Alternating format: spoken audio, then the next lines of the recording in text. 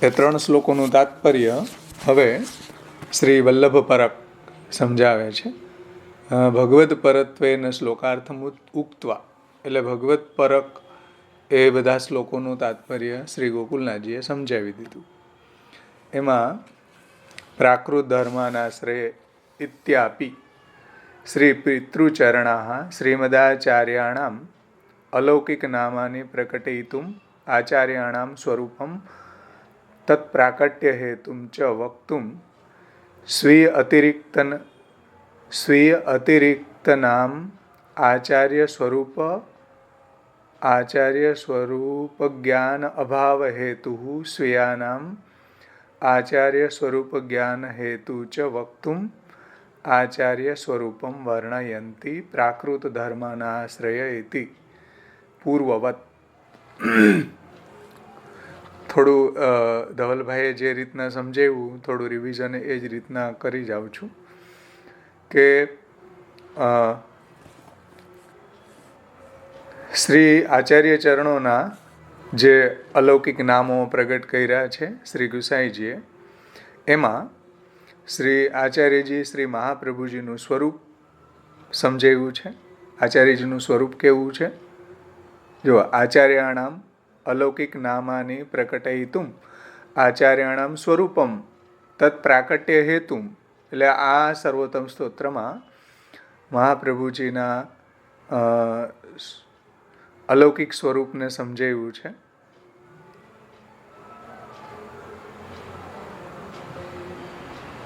આચાર્યજીનું અલૌકિક સ્વરૂપ, પછી આચાર્યજીના સ્વરૂપનું પ્રાગટ્ય, આચાર્યજીના સ્વરૂપના પ્રાગટ્યનું પ્રયોજન.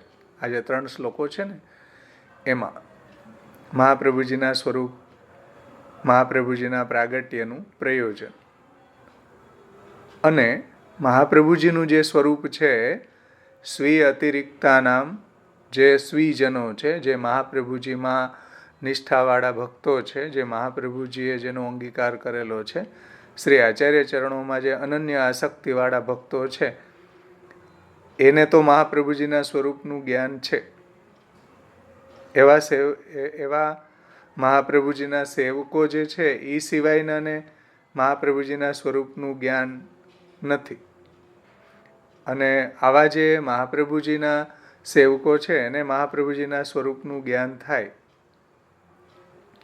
એટલા માટે આ નામોને, આ શ્લોકોને અહીંયા પ્રગટ કરેલા છે.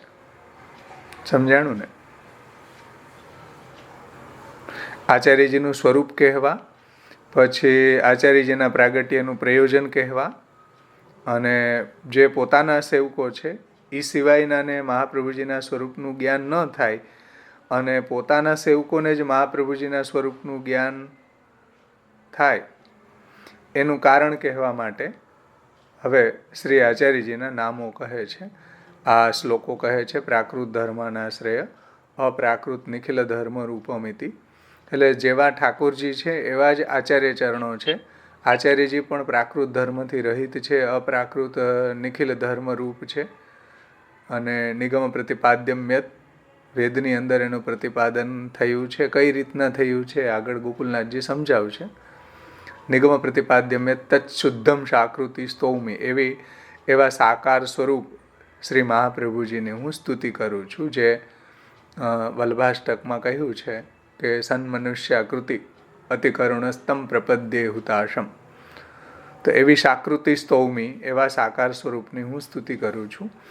હવે ધવલભાઈએ પણ ગયા વખતે આ વાતને સમજાવી હતી. એક સાવધાની, એ સાવધાની ખૂબ જરૂરી છે કે શ્રી મહાપ્રભુજીની અંદર પુરુષોત્તમત્વ બુદ્ધિ હોય નિજજનોને, હોવી જ જોઈએ, નો પ્રોબ્લેમ. પણ એનું રિએક્શન એવું ન આવવું જોઈએ કે મહાપ્રભુજીની સેવા શરૂ થઈ જાય અને ઠાકોરજીની સેવા બંધ થઈ જાય.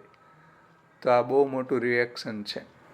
મહાપ્રભુજીની અંદર પુરુષોત્તમ બુદ્ધિ હોવી, કારણ કે શ્વેતાશ્વતર ઉપનિષદની અંદર કહ્યું છે કે યસ્ય દેવે પરાભક્તિ યથા દેવે તથા ગુરુ પ્રકાશંતે મહાત્મન પ્રકાશંતે મહાત્મન પ્રકાશંતે મહાત્મન.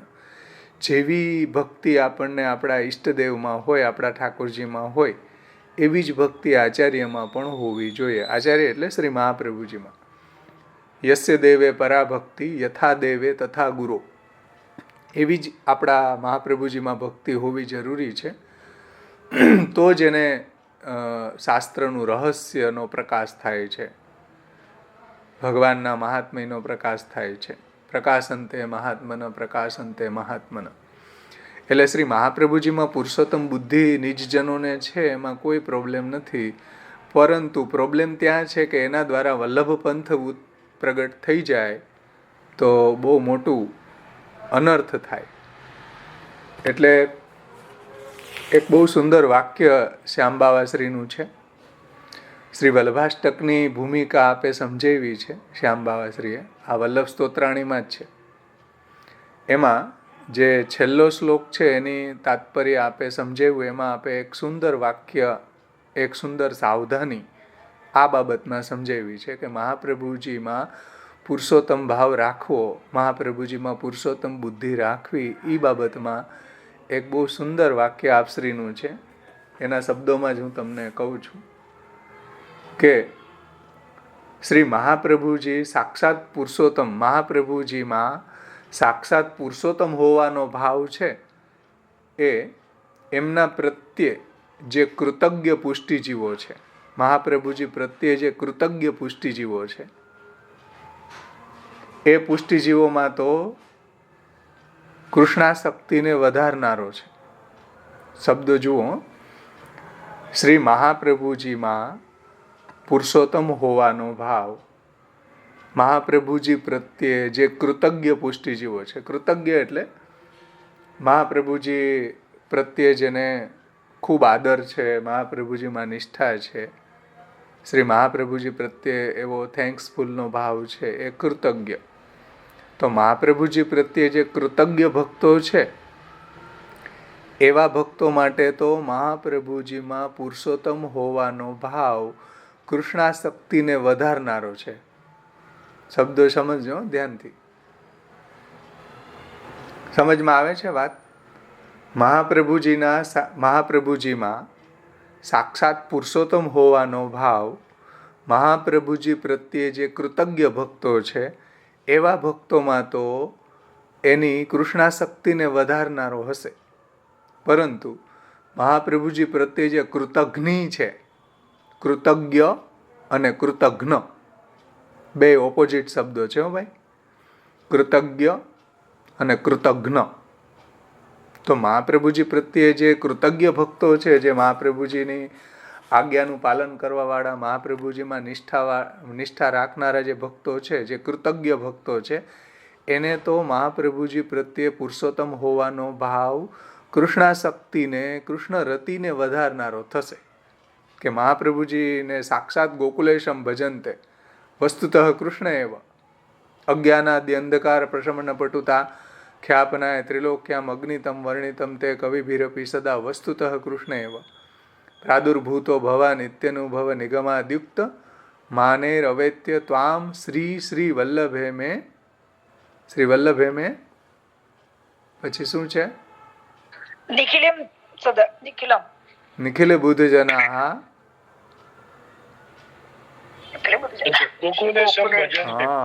ગોકુલેશમ ભજન્તે. મહાપ્રભુજીને સાક્ષાત ગોકુલેશ માનીને જ નિજજનો ભજે છે.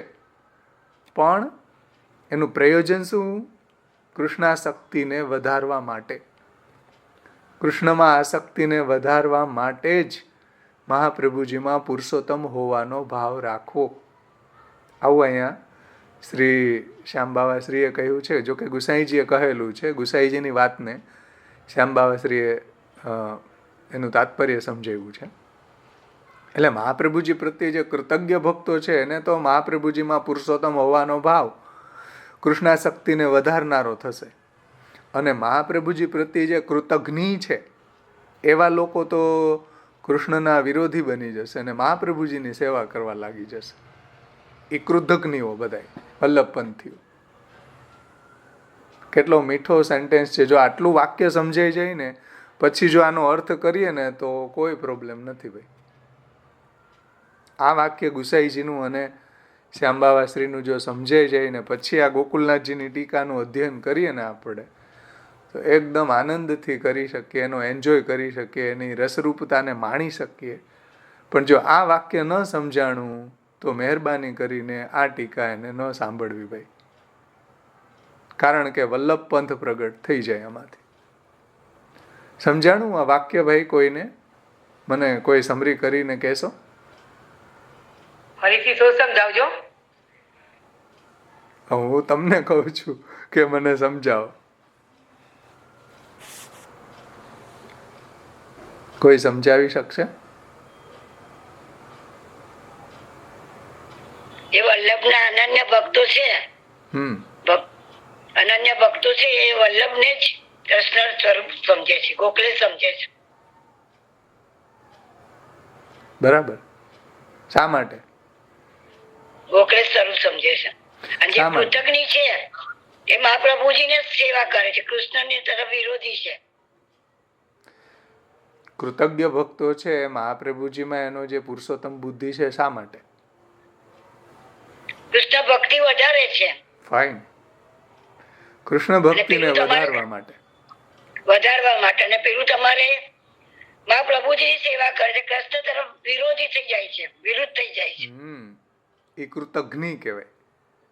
કૃતજ્ઞ કહેવાય. હા, કૃતજ્ઞ એટલે જે મહાપ્રભુજીનો અનાદર કરનારા, મહાપ્રભુજી પ્રત્યે જેને થેન્ક્સફુલનો ભાવ નથી એવા, મહાપ્રભુજી પ્રત્યે નિષ્ઠા વિહીન લોકો, આવા લોકો મહાપ્રભુજીમાં પુરુષોત્તમ હોવાનો ભાવ કૃષ્ણાસક્તિને ખંડિત કરનારો હશે.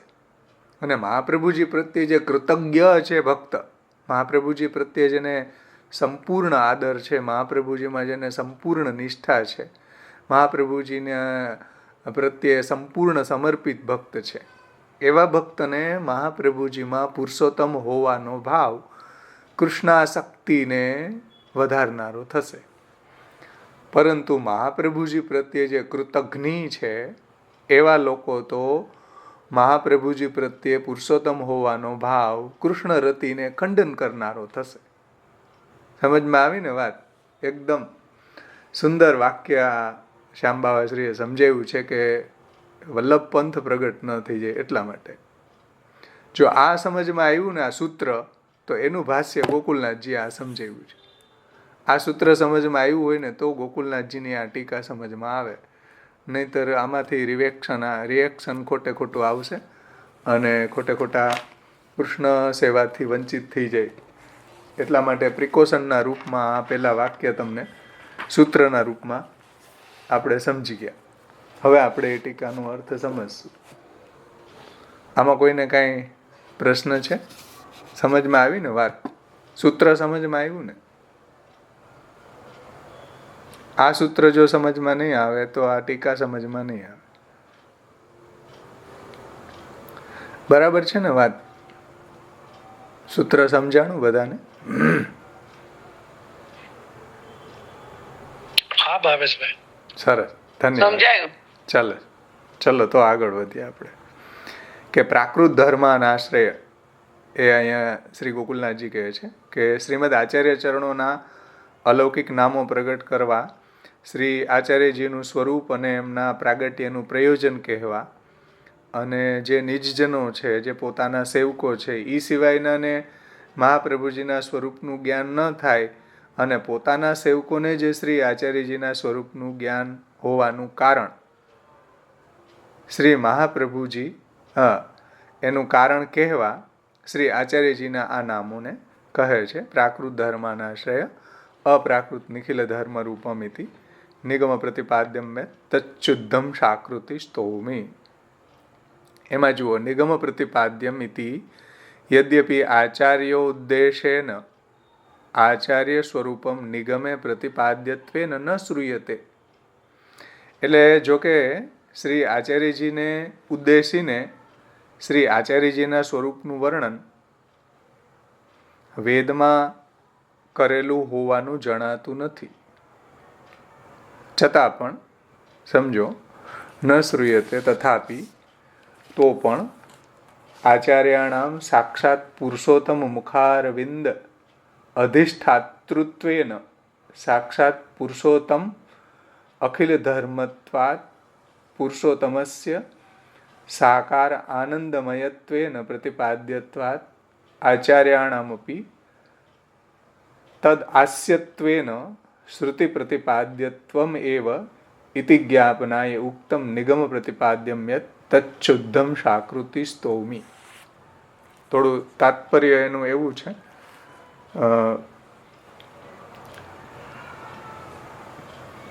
કે વેદની અંદર શ્રી મહાપ્રભુજીનું વર્ણન કરેલું હોવાનું તો જણાતું નથી ભાઈ, છતાં પણ શ્રી આચાર્યજીના સાક્ષાત પુરુષોત્તમના મુખારવિંદ રૂપ તો છે ને. એ તો સિદ્ધ જ છે કે મહાપ્રભુજી કૃષ્ણાસ્ય છે, સાક્ષાત પુરુષોત્તમના મુખારવિંદ રૂપ છે, અને સાક્ષાત પુરુષોત્તમના મુખારવિંદના અધિષ્ઠાતા હોવાથી એ સાક્ષાત પુરુષોત્તમના જ બધા ગુણો એમાં બિરાજમાન છે. સાક્ષાત પુરુષોત્તમ અખિલ ધર્મત્વાत्, સાક્ષાત પુરુષોત્તમના મુખારવિંદ રૂપ હોવાથી સાક્ષાત પુરુષોત્તમના અખિલ ધર્મો એમાં બિરાજી રહ્યા છે. એટલે મુખ કાંઈ એકલું તો મુખ ન હોય, જે અત્યારે ફોટાઓ પોર્ટ્રેટ એવા લોકો છાપે છે, એવા બહાર પાડે છે, કેવલ મુખ હોય અને ચરણ હોય, વચ્ચેનું ધડ ક્યાં ગયું? સમજાઈશ ને? એકદમ વિકૃત આ ફોટાઓ છે કે ઉપર મુખ હોય, નીચે ચરણ હોય, વચ્ચેનું ધડ ક્યાં? તમારા છોકરાનો આવો ફોટો પડાવજો કે ઉપરનું ધડ હોય, નીચેના પગ, વચ્ચેનું ગાયબ. પડાવે કોઈ? પણ ઠાકોરજીના આવા ફોટાઓ જોવા મળે છે અત્યારે, કારણ કેવલ મુખ જ હોય. ભાઈ મુખ કાંઈ ધડ કે ચરણ વગરનું થોડું હોય. ક્યાં રીએ મુખ? ટકે ક્યાં મુખ? બિરાજે ક્યાં? એટલે વિકૃત ફોટાઓ છે આ બધા, ઘરમાં ન રાખવા જોઈએ. કે ઉપર ચરણ હોય ને ઉપર મુખારવિંદ હોય ને વચ્ચેનું ધડ ગાયબ હોય, નીચે ચરણ હોય. આ કાંઈ સારું લાગે શ્રીનાથજીનું સ્વરૂપ? અહીંયા કહી રહ્યા છે ગોકુલનાથજી કે સાક્ષાત પુરુષોત્તમના મુખારવિંદના અધિષ્ઠાતા છે મહાપ્રભુજી. અધિષ્ઠાતા સાક્ષાત પુરુષોત્તમ અખિલ ધર્મત્વાत्. તો મુખ કાંઈ એમને ન હોય. ચરણ, હસ્ત, પાદ ઇત્યાદિ આનંદ માત્ર કર પાદ મુખ ઉદરવાળા છે. તો અખિલ ધર્મત્વાत् પુરુષોત્તમસ્ય સાકાર આનંદમયત્વેન પ્રતિપાદ્યત્વાत्. એટલે કે મહાપ્રભુજી કેવા છે કે સાક્ષાત પુરુષોત્તમના મુખારવિંદના અધિષ્ઠાતા હોવાથી સાક્ષાત પુરુષોત્તમના સર્વગુણવાળા છે, સર્વગુણો એમાં બિરાજે છે. એટલે મુખ કેવલ નથી, આખું સ્વરૂપ જ પ્રગટ થયું છે. કૃષ્ણાસ્ય જે આપણે કહીએ છીએ, જે નામ છે, ગુસાઈજીએ આચાર્યજીનું નામ કહ્યું છે, કૃષ્ણના મુખારવિંદ રૂપ છે. તો કેવલ મુખ જ પ્રગટ થોડું થાય, સંપૂર્ણ સ્વરૂપ જ પ્રગટ થયું છે. સમજમાં આવે ને? કેવલ મુખ કાંઈ ન હોય, ધડ અને ચરણ વગરનું. અત્યારે ફોટા લોકો પ્રકાશિત કરે છે એ સાવ વિકૃત છે. તો એ સંપૂર્ણ પ્રભુના ગુણો એમાં બિરાજમાન છે. સાક્ષાત પુરુષોત્તમના સર્વ ગુણો બિરાજમાન છે. અને પુરુષોત્તમનું સાકાર આનંદમય તરીકે વેદની અંદર વર્ણન કરવામાં આવ્યું છે. વેદની અંદર પુરુષોત્તમને રસો વૈસહ રસમ હેવાયમ લબ્ધ્વા આનંદી ભવતી. આ રસો વૈસ રૂપ છે. આ રસને જે લે છે એ પણ આનંદી થઈ જાય છે. તો આવા આનંદ ઘન સ્વરૂપનું વર્ણન વેદમાં કરેલું છે પુરુષોત્તમનું. સમજમાં આવ્યું ને? તો એવા સાકાર આનંદમય તરીકે વેદમાં વર્ણન કરેલું છે પુરુષોત્તમનું કે રસો વૈસહ રસમ હેવાયમ લબ્ધ્વા આનંદી ભવતી. તો આ રીતના વેદમાં જેનું નિરૂપણ કરેલું છે તે શુદ્ધ સાકારવાળા. એ શબ્દ કહેલો છે કે ભાઈ વેદમાં સાકૃતિ, સાકાર સ્વરૂપનું વર્ણન કરેલું છે. તો નિગમ પ્રતિપાદ્યમ યત તચ્છુદ્ધમ સાકૃતિ સ્તૌમી. સમજમાં આવ્યું ને? એવી જ રીતના એવમ આચાર્યાણામપી શ્રુતિ પ્રતિપાદ્યત્વમ નિરૂપ્ય તત્સ્તુતિમ પ્રતિજાનતે સ્તૌમી ઇતિ સ્તુતિવિયમ ઇતિ સ્તુતિવિયમ કરોમી ઇતિ અર્થ. તો જેવી રીતના પુરુષોત્તમનું સ્વરૂપ નિગમમાં પ્રતિપાદિત થયું છે એવી જ રીતના આચાર્યાણામપી, એવી જ રીતના શ્રી મહાપ્રભુજીનું પણ વેદમાં નિરૂપણ છે. એ વાત કહીને કઈ રીતના નિરૂપણ છે કે એના મુખારવિંદના અધિષ્ઠાતા છે આચાર્યજી. તો સર્વગુણો એમાં બિરાજમાન છે. જેમ પુરુષોત્તમમાં જેવા ગુણો છે એવા સર્વધર્મો સાક્ષાત પુરુષોત્તમ અખિલ ધર્મત્વાત, અખિલ ધર્મો મહાપ્રભુજીમાં પણ બિરાજે છે. તો એ રીતના કહીને સ્તૌમી, હું એની સ્તુતિ કરું છું. એ શબ્દથી તેમની સ્તુતિ કરવાની પ્રતિજ્ઞા શ્રી ગુસાઈજી કરે છે. એટલે આવા પુરુષોત્તમ રૂપ શ્રી મહાપ્રભુજીની હું સ્તુતિ કરું છું. સમજમાં આવ્યું ને? એની પેરાફ્રેઝિંગ કરી છે અહીંયા કે જેવા ગુણો ઠાકોરજીમાં છે એવા જ ગુણો આચાર્ય ચરણોમાં છે. પણ આ પણ સૂત્ર યાદ રાખવાનું, મહાપ્રભુજીમાં પુરુષોત્તમ હોવાની બુદ્ધિ મહાપ્રભુજી પ્રત્યે કૃતજ્ઞ ભક્તોમાં તો કૃષ્ણારતિને વધારનારી થશે, પરંતુ મહાપ્રભુજી પ્રત્યે જે કૃતજ્ઞ છે એવા લોકોમાં તો મહાપ્રભુજીમાં પુરુષોત્તમ હોવાની બુદ્ધિ કૃષ્ણરતિને ખંડન કરનારી થશે ભાઈ. હવે બીજા શ્લોક. વેદમાં નથી વર્ણન કરેલું એવું કે છે મહાપ્રભુજી. મુખારવિંદ રૂપ છે ને, કૃષ્ણાસ્ય તો છે ને. કાશીવાળા ગિરધરજીએ વર્ણન કર્યું શ્લોકોમાં એ પ્રત્યે. હા, તો એને એવું જ વર્ણન કર્યું છે કે શ્રુતિની અંદર મહાપ્રભુજીનું વર્ણન છે એવું ગિરધરજીએ વર્ણન કરેલું છે આ ગ્રંથ છે ને શ્રુતિ રહસ્ય એમાં. એટલે ધવલભાઈએ કીધું કે ભાઈ આ તમે વાંચો તો બીજાને જાહેરમાં કહેતા નહીં, નહીતર જે સ્વામિનારાયણ સંપ્રદાયનું ખંડન અત્યારે કર્યું એવી જ રીતના કોઈક આપણું ખંડન કરશે. એટલે આ જાહેરમાં કહેવાનો નથી, આ તો નિજજનો સાથે મહાપ્રભુજીના સ્વરૂપને એન્જોય કરવાનું છે, નહીતર રસાભાસ થાય. કેવી રીતના? જ્યારે મીરાબાઈ પાસે રામદાસ ગયા અને મહાપ્રભુજીના પદો ગાયા. સમજો જો રસાભાસ કેમ થાય. રામદાસ ને ભાઈ, ભૂલતો ન હોય તો. હા, ધન્યવાદ. તો રામદાસજીએ મહાપ્રભુજીના પદો ગાયા મીરાબાઈ પાસે. હવે મીરાબાઈની આસક્તિ ગિરધરમાં ઠાકોરજીમાં અને રામદાસની આસક્તિ આચાર્ય ચરણોમાં. રામદાસને કોઈ આવો ભેદ નથી, મહાપ્રભુજીને ઠાકોરજી અલગ છે એવું નથી માનતા. એહી તેહી તેહી એહી કછું ન સમદે. અને મહાપ્રભુજીના પદો ગાયા. મીરાબાઈએ કહ્યું કે કછું ગિરધર કે પદ ગાવ ભાઈ. અને રામદાસનો મગજ હલી ગયો.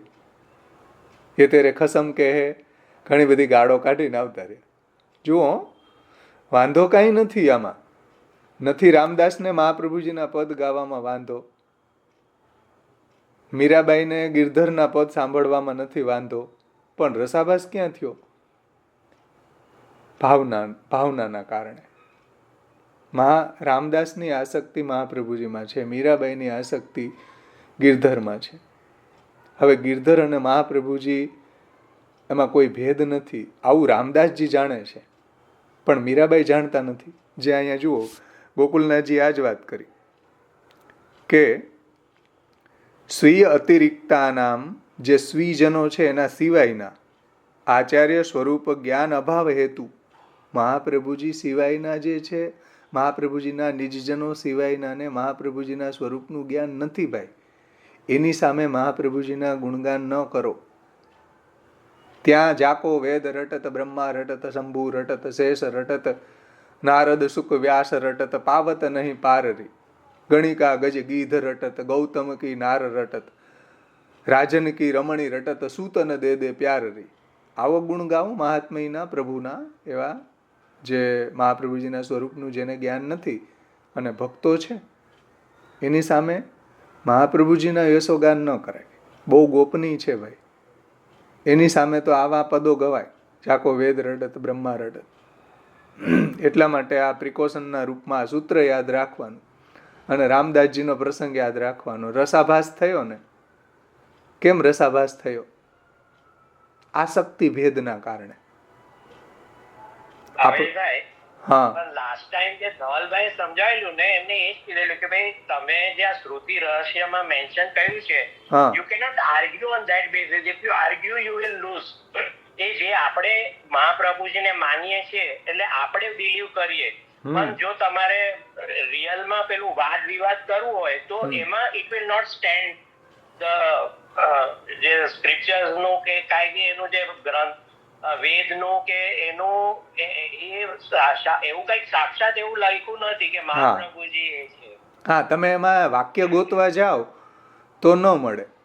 તાત્પર્યાર્થના હા વાક્ય ગોતવા જાવ તો ન મળે. તાત્પર્યાર્થના રૂપમાં ગોકુલનાથજી એમ સમજાવ્યું કે સાક્ષાત પુરુષોત્તમ મુખારવિંદ અધિષ્ઠાતૃત્વેન સાક્ષાત પુરુષોત્તમ અખિલ ધર્મત્વા. હવે પુરુષોત્તમના મુખારવિંદ તો છે મહાપ્રભુજી.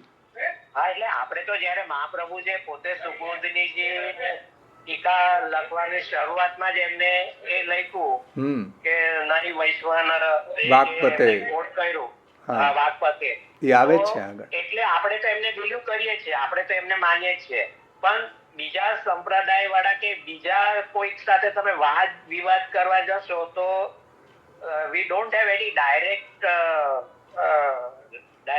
reference. નો રેફરન્સ કઈક વર્ડ્સ નથી એવા. નહીં, રેફરન્સ નહીં મળે. મહાપ્રભુજી શ્લોકો ન મળે.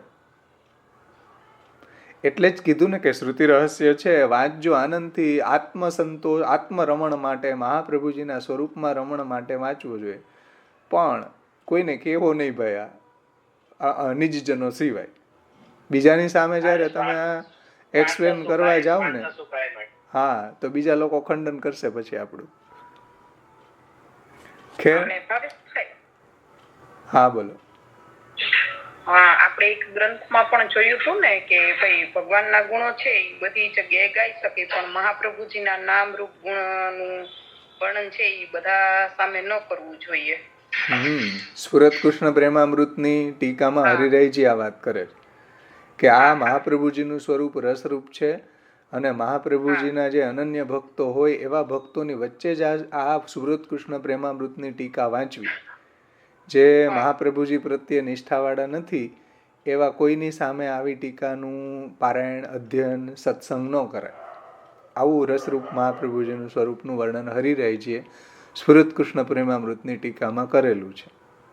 અને એમાં જે નિજજનો છે એની સાથે જ આનો સત્સંગ કરાય, અન્ય સાથે ન કરાય એવું હરિરાયજીએ કહ્યું. બરાબર, રાઈટ સેજલબેન?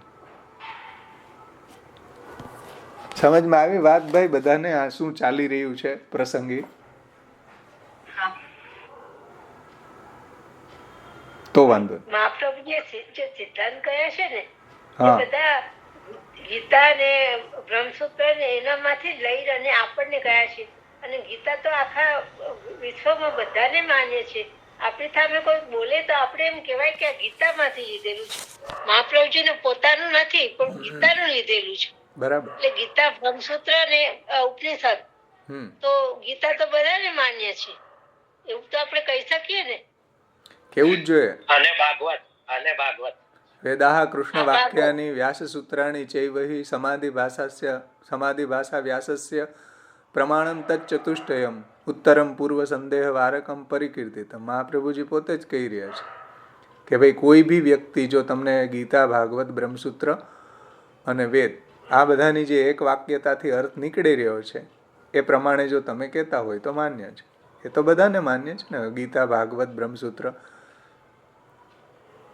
પણ મહાપ્રભુજીના સ્વરૂપની જ્યારે ચર્ચા કરવામાં આવે ત્યારે આપણે એને એમ ન કહેવાય કે મહાપ્રભુજીનું વેદમાં પ્રતિપાદન થયું છે. એ એમ કે ચાલો પ્રમાણ બતાવો વેદમાં કે વલ્લભાચાર્યજીનું સ્વરૂપ વેદની અંદર આ રીતના પ્રતિપાદિત છે, તો આપણે એને ન બતાવી શકીએ ને. એમ એ આપણા નિજજનો સાથે જ સંપ્રદાયના ગુરુ હોય એનું તો વેદમાં તો હોય જ નહીં ને. નો જ હોય ને. એટલે એ નિજજનો સાથે જ એના સ્વરૂપને એન્જોય કરવું જોઈએ આપણે, બીજાની સામે એને પ્રગટ ન કરવું જોઈએ.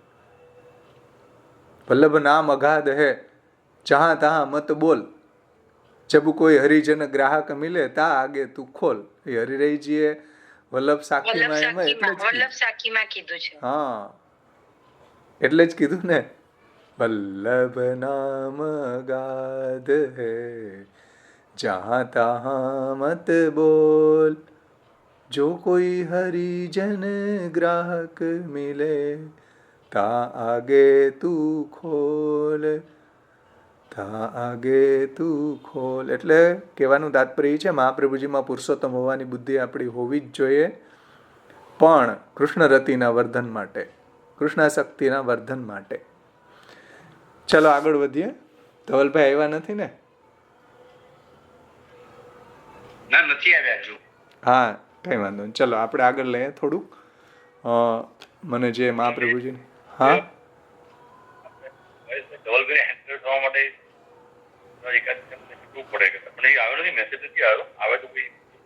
હા, તો એ મેસેજ કરે કે ભાઈ જોઈન્ટ નથી થવાતું વગેરે વગેરે.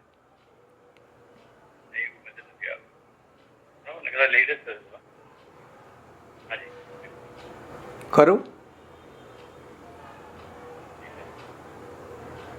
આગળ કરું? હા, ચલો હવે જુઓ. હવે એક શંકા ઉઠાવે છે. હવે જે શ્લોક આવે છે ને, કલિકાલ તમચ્છન્ન દષ્ટિત્વાદ વિદુષામપી, એ સંદર્ભમાં કે નનુ ભવન નિરૂપિતે તાવત ધર્મત્વેન આચાર્ય સ્વરૂપમ કથમ અન્યે શાસ્ત્રવિદભીરપી પંડિતે ન પ્રતિપાદિતમ કુત્રાપી. જુઓ, એવી શંકા આવી જે આપણે હમણાં ચર્ચા કરીને, એટલે ગોકુલનાથજીએ એ જ વાત સમજાવી જેવી આપણે જેવી ચર્ચા કરી, ગોકુલનાથજીએ જેવું સમજાવ્યું એ જ આપણે ચર્ચા કરી, એમ કેવું છે. આપણે ચર્ચા કરી એવું જ ગોકુલનાથજીએ સમજાવ્યું એમ નહીં, પણ ગોકુલનાથજીએ જે વાત અહીંયા સમજાવી એ જ આપણે ચર્ચા કરી કે ભવન નિરૂપિતે તાવત ધર્મત્વેન આચાર્ય સ્વરૂપમ કથમ અન્ય શાસ્ત્રવિદભીરપી પંડિતેન પ્રતિપાદિતમ કુત્રાપી. એટલે કે તમે જણાવેલા આટલા જે ગુણો છે કે મહાપ્રભુજીની અંદર આવા ગુણો બિરાજમાન છે, મહાપ્રભુજી આવા ગુણવાળા છે, તો આવું આચાર્યજીનું સ્વરૂપ છે. બીજા કોઈ શાસ્ત્ર દ્વારા તો શાસ્ત્રને જાણનારા જે પંડિતો છે એને તો ક્યાંય વર્ણન કર્યું નથી. તમે કરી રહ્યા છો, આ તો તમારું મનગણત. આવી શંકા કરે નનુ, એની શંકા. આવી કોઈ શંકા કરે કે ભાઈ તમે મહાપ્રભુજીમાં આવા પુરુષોત્તમના ગુણો, આનંદ માત્ર કર પાદ મુખોદરાદી, અને સાક્ષાત પુરુષોત્તમના મુખના અધિષ્ઠાતા, અને સાક્ષાત પુરુષોત્તમ અખિલ ધર્મત્વાત, ને આવા ગુણોનું તમે આચાર્ય ચરણોમાં જે વર્ણન કરી રહ્યા છો, તો આવું શાસ્ત્ર જાણનારા પંડિતો લોકોએ તો ક્યાંય આવું વર્ણન તો કર્યું નથી ભાઈ.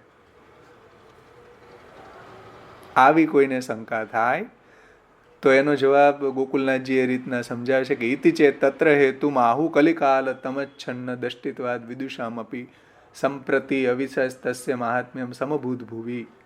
કેમ? પૂર્વવત, એટલે પૂર્વ જેમ પુરુષોત્તમના સંદર્ભમાં કહ્યું એમ મહાપ્રભુજીના સંદર્ભમાં સમજી લેવું.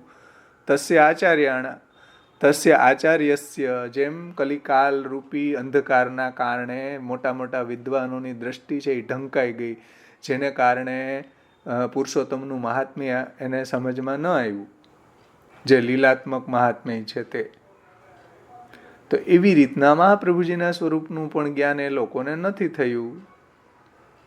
મોટા મોટા વિદ્વાનોની દ્રષ્ટિ પણ કલિકાલથી આચ્છાદિત થઈ ગઈ છે, ઢંકાઈ ગઈ છે ભાઈ. એટલા માટે તો આ રીતના જે શ્લોક પુરુષોત્તમ પરત્વે સમજાવ્યો એ જ રીતના આચાર્ય ચરણ પરત્વે પણ સમજી લેવો. પછી દયાની જે મહાત્મ્યમ જે શ્લોક છે એને ગોકુલનાથજી સમજાવે છે કે અતઃ પરમ. હવે જુઓ, બીજા પંડિતોની વાત જવા દો, આપણા સંપ્રદાયના જે મહારાજો કે વૈષ્ણવો છે એને જો મહાપ્રભુજીનું સ્વરૂપ ન સમજાતું હોય તો પંડિતોને ક્યાંથી સમજાય? સમજમાં આવે વાત?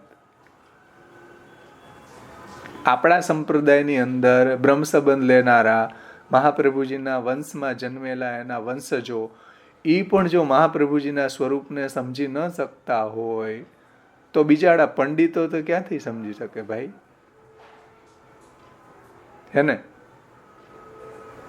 બ્રહ્મ સંબંધ લઈને મહાપ્રભુજીના સંપ્રદાયમાં આવનારા, મહાપ્રભુજીના વંશજ તરીકે જન્મેલા, જો મહાપ્રભુજીનું સ્વરૂપ સમજી જાય તો મહાપ્રભુજીના સ્વરૂપમાં મહાપ્રભુજીના સિદ્ધાંતો ઇનબિલ્ટ રહેલા જ છે. કોઈ સર્વોત્તમ સ્તોત્ર સમજે એટલે મહાપ્રભુજીના ટોટલી સિદ્ધાંત એને સમજમાં આવી જાય ને આવી જ જાય. ષોડશ ગ્રંથ અને એનું રહસ્ય એને સમજમાં આવી જાય મહાપ્રભુજીના સ્વરૂપ જ્ઞાનથી, કે જો મહાપ્રભુજી આવા છે તો મહાપ્રભુજીની વાણી કેવી છે એ એને બાય ડિફોલ્ટ સમજમાં આવી જાય. કારણ કે ગુસાઈજીએ એમાં ઇનબિલ્ટ સમજાવેલું છે. ગોકુલનાથજીએ, હરિરાયજીએ, ગોપેશ્વરજીએ, વલ્લભજીએ, એ બધા આચાર્યોએ મહાપ્રભુજીના સ્વરૂપને સમજાવતા સિદ્ધાંતો પણ વચ્ચે સમજાવી દીધા. ટીકાઓનું અધ્યયન કરીએ ને તો આ રહસ્ય આપણને સમજમાં આવે કે કોઈ પણ વૈષ્ણવ જો સર્વોત્તમ સ્તોત્રનું અધ્યયન કરે આ ટીકા સાથે, તો એને સિદ્ધાંતો બાય ડિફોલ્ટ સમજમાં આવવા માંડે. પણ સમજે તો થાય ભાઈ. એટલે અહીંયા કહી રહ્યા છે કે ભાઈ મોટા મોટા વિદ્વાનોને પુરુષોત્તમનું સ્વરૂપ નથી સમજાણું, એ રીતના મહાપ્રભુજીનું સ્વરૂપ એને સમજમાં નથી આવ્યું. કલિકાલ તમચ્છન્ન દષ્ટિત્વાદ વિદુષામપી સંપ્રતિ અવિષયસ્તસ્ય મહાત્મ્યમ સમભૂત ભુવિ. હવે ત્યાર પછીનો જે શ્લોક છે, દયાની જે મહાત્મ્યમ કરીશન પ્રગટમ હરિ, એને હવે સમજાવે છે શ્રી ગોકુલનાથજી.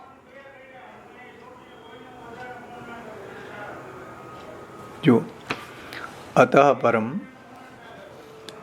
સ્વસ્ય આચાર્ય સ્વરૂપ જ્ઞાને હેતુ માહુ દયયા નિજ મહાત્મ્યમ ઇતિ પૂર્વવત.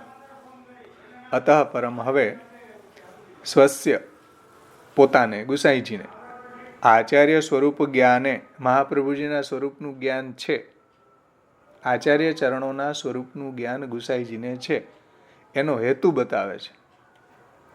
સમજો, શ્રી ગુસાઈજીને શ્રી મહાપ્રભુજીના સ્વરૂપનું જ્ઞાન હોવાનું કારણ ત્રીજા શ્લોકમાં બતાવી રહ્યા છે કે દયા નિજ મહાત્મ્યમ કરીશન પ્રગટમ હરિ. ઠાકોરજીને દયા ઉપજી, પોતાનું મહાત્મ્ય જે આચ્છાદિત થઈ ગયું છે, લીલાત્મક મહાત્મ્ય, જે અહીં ગોકુલનાથજીએ કહ્યું ને, પુષ્ટિ માર્ગી લીલા રસ ભાવાત્મક મહાત્મ્ય. સમજો કેવું મહાત્મ્ય આચ્છાદિત થઈ ગયું પુરુષોત્તમનું. પુષ્ટિ માર્ગીય લીલા રસ ભાવાત્મકમ, એટલે કે જ્યાં ભગવાન પોતે ભોગ્ય બની અને ભક્તને ભોક્તૃભાવનું દાન કરે અને એને સ્વરૂપાનંદનું દાન કરે, આવા પુરુષોત્તમનું લીલા રસાત્મક મહાત્મ્ય, પુષ્ટિ માર્ગી લીલા રસ ભાવાત્મક મહાત્મ્ય છે, એ આચ્છાદિત થઈ ગયું છે. અને એ મહાત્મ્ય કોણે પ્રગટ કર્યું? મહાપ્રભુજીએ પ્રગટ કર્યું. દયા નિજ મહાત્મ્યમ કરીશન પ્રગટમ હરિ. હરિને ઈચ્છા થઈ કે મારું આવું મહાત્મ્ય પ્રગટ થાય. કઈ રીતના પ્રગટ કરવું છે? વાણી દ્વારા પ્રગટ કરવું છે, સ્વરૂપ દ્વારા નહીં. સ્વરૂપ દ્વારા તો દ્વાપરના એન્ડમાં પ્રગટ કર્યું. સારસ્વત કલ્પમાં જ્યારે પ્રભુ પ્રગટ થયા તો સ્વરૂપથી એવું મહાત્મ્ય પ્રગટ કર્યું, સ્વરૂપ એવું મોહક પ્રગટ કર્યું કે બધા એમાં પ્રપંચને ભૂલીને પ્રભુમાં બધા નિરુદ્ધ થઈ ગયા. તો એ સ્વરૂપ દ્વારા એવું મહાત્મ્ય પ્રગટ કર્યું. અત્યારે અનવતાર દશામાં ભગવાનની ઈચ્છા વાણી દ્વારા આવું મહાત્મ્ય પ્રગટ કરવાની છે. એટલે વાણીને જો આપણે સમજીએ તો આવું પ્રભુનું મહાત્મ્ય સમજમાં આવે, નહીતર ના આવે. કેમ કે વાણ્યા યદા તદા સ્વાસ્યમ પ્રાદુર્ભૂતમ ચકારે. હે, વાણી દ્વારા પ્રભુનું આવું મહાત્મ્ય પ્રગટ કરવાની ઈચ્છા પ્રભુને છે, ઠાકોરજીની છે. તો વાણી દ્વારા પ્રગટ કરવું હોય તો કોને પ્રગટ થવું પડે? વાણી ક્યાં બિરાજે? મુખમાં. મુખારવિંદમાં જ વાણી હોય ને, તો મુખારવિંદને જ પ્રગટ કર્યું આચાર્ય રૂપે. એટલે કહે છે કે આવા આચાર્યજીના સ્વરૂપનું જ્ઞાન શ્રી ગુસાઈજીને છે ભાઈ.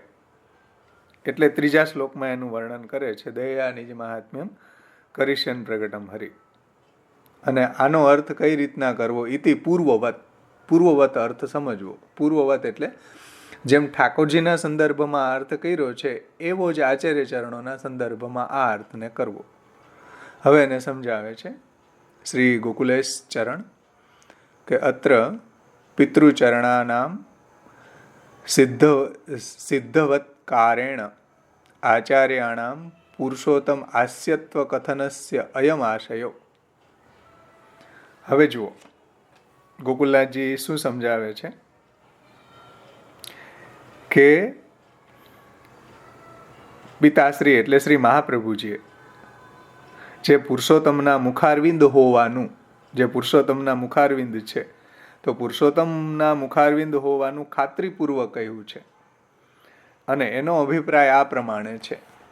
પુરુષોત્તમના મુખારવિંદ છે એને સિદ્ધ કઈ રીતના કરવું, તો એનો અભિપ્રાય શ્રી ગોકુલેશ ચરણ હવે સમજાવે છે કે એનો અભિપ્રાય આ રીતના સમજવો જોઈએ કે ભગવદ આજ્ઞયા શ્રી ભાગવત ગૂઢાર્થ વિવરણ આરંભે આચાર્ય એવ સ્વ અતિરિક્તસ્ય શ્રી ભાગવત ગૂઢાર્થ અજ્ઞાને અર્થમ તસ્ય વિવેચિતુમ નહીં વિભુ વૈશ્વાનરાદ વાક્પતેઃ અન્યસ્તત્ર વિધાયમાનુસમામ વ્યાસવત્શ્રીપતિ દત્વા જ્ઞાનમ ચ કૃપાવલોકન પટુર્યસ્મા દદોહમ મુદા ગૂઢાર્થમ પ્રકટીકરોમિ બહુધા વ્યાસસ્ય વિષ્ણુ પ્રિયમ. આવું શ્રી મહાપ્રભુજીએ સુબોધનીજીનું મંગલાચરણમાં પહેલો સ્કંદ પહેલો અધ્યાય પહેલો શ્લોક મંગલાચરણમાં જ મહાપ્રભુજીએ આ રીતના સમજાવી દીધું. ભાઈ ઇતિ શ્લોક એમાં શું કહ્યું છે જુઓ કે ભગવાનની આજ્ઞાથી શ્રીમદ ભાગવતના ગૂઢ અર્થનું વિવરણ કર્યું. ભગવાનની આજ્ઞાથી મહાપ્રભુજીએ ભાગવતના ગૂઢ અર્થોને પ્રગટ કર્યા. ભગવદ આજ્ઞયા શ્રી ભાગવત ગૂઢાર્થ વિવરણ આરંભે એટલે મહાપ્રભુજીએ શ્રીમદ ભાગવતના ગૂઢ અર્થનું વિવરણ કર્યું સુબોધનીજી દ્વારા. એના આરંભમાં શ્રી આચાર્યજી જ પોતાના સ્વરૂપનું પ્રાગટ્યનું પ્રયોજન બતાવે છે. શું કે અર્થમ તસ્ય વિવેચિતુમ નહીં વિભોર વૈશ્વાનરાદ વાક્પતે. આ શ્લોકનું તાત્પર્ય એવું છે કે આ જે આનંદ વિનાનો જે લોક છે એ આનંદ વિનાના આ લોકની અંદર શ્રી ભાગવતનો ગૂઢ અર્થને પ્રગટ કરવા બીજો કોઈ સમર્થ નથી વૈશ્વાનર સિવાય, મહાપ્રભુ સિવાય. ભાગવતના ગૂઢ અર્થને પ્રગટ કરવા બીજા કોઈનું સામર્થ્ય નથી. સમજો. અને તેથી એમાં મહાપ્રભુજી એમ કહે છે કે મને સન્મનુષ્યાકૃતિ રૂપ ધારણ કરીને, સન્મનુષ્ય દેહ ધારણ કરીને શ્રી વેદવ્યાસજીની જેમ જુઓ અન્યસ્તત્ર વિધાય માનુષમામ વ્યાસવત શ્રીપતિ, વ્યાસવત વેદવ્યાસજીની જેમ ભગવાને વેદવ્યાસજીને ભાગવત પ્રગટ કરવાની આજ્ઞા કરી છે એવી જ આજ્ઞા મહાપ્રભુજી એમ કહે છે કે મને ભગવાને શ્રીપતિએ ભાગવતના ગૂઢ અર્થ પ્રગટ કરવાની આજ્ઞા કરી છે. સમજમાં આવે છે ને વાત? વેદવ્યાસજીની જેમ લક્ષ્મીપતિ ભગવાન શ્રી કૃષ્ણએ ભાગવતના ગૂઢ અર્થ પ્રગટ કરવાની આજ્ઞા કરી. અને આ બધું રહસ્ય દત્વા જ્ઞાનંચ કૃપાવલોકન પટુર્યસ્મા દતોહમ મુદા. અને મહાપ્રભુજી આ બધું રહસ્યને જાણી ગયા. સમજો ધ્યાનથી આ વાત કે પછી ભગવાને શ્રી મહાપ્રભુજી ઉપર કૃપા કટાક્ષ કર્યો અને મહાપ્રભુજી પણ ભગવાનનું હાર્દ જાણી ગયા. કારણ કે કૃષ્ણ હાર્દવિદ તો છે જ આચાર્ય ચરણો. તો કૃપા કટાક્ષ કર્યો જ્યારે પ્રભુએ, ત્યારે શ્રી આચાર્યજી એ રહસ્યને જાણી ગયા અને જે શ્રી વિષ્ણુની જ્ઞાન કલાના અવતાર જે વેદવ્યાસજી છે એ વેદવ્યાસજીને પ્રસન્ન કરનારો ગૂઢાર્થમ પ્રકટી કરો મેં, જે વેદવ્યાસજીને અભિપ્રેત અર્થ આચાર્ય ચરણોએ સમજાવ્યું. નહીતર બીજા ટીકાકારોએ તો ઘણા બધા ભાગવત ઉપર ટીકાઓ લખી છે, પણ વેદવ્યાસજીને અભિપ્રેત અર્થ કોઈને જ્ઞાન નથી, જે મહાપ્રભુજીએ પ્રગટ કર્યો છે. અને મહાપ્રભુજીને આવી આજ્ઞા ભગવાને કરી છે, તો ભગવાન ખુદ પોતાના મુખારવિંદને ભૂતલ ઉપર પ્રગટ કરે આચાર્ય રૂપમાં, તો મહાપ્રભુજી જેટલું પ્રભુના સ્વરૂપને જાણે એટલું બીજું કોઈ જાણી ન શકે.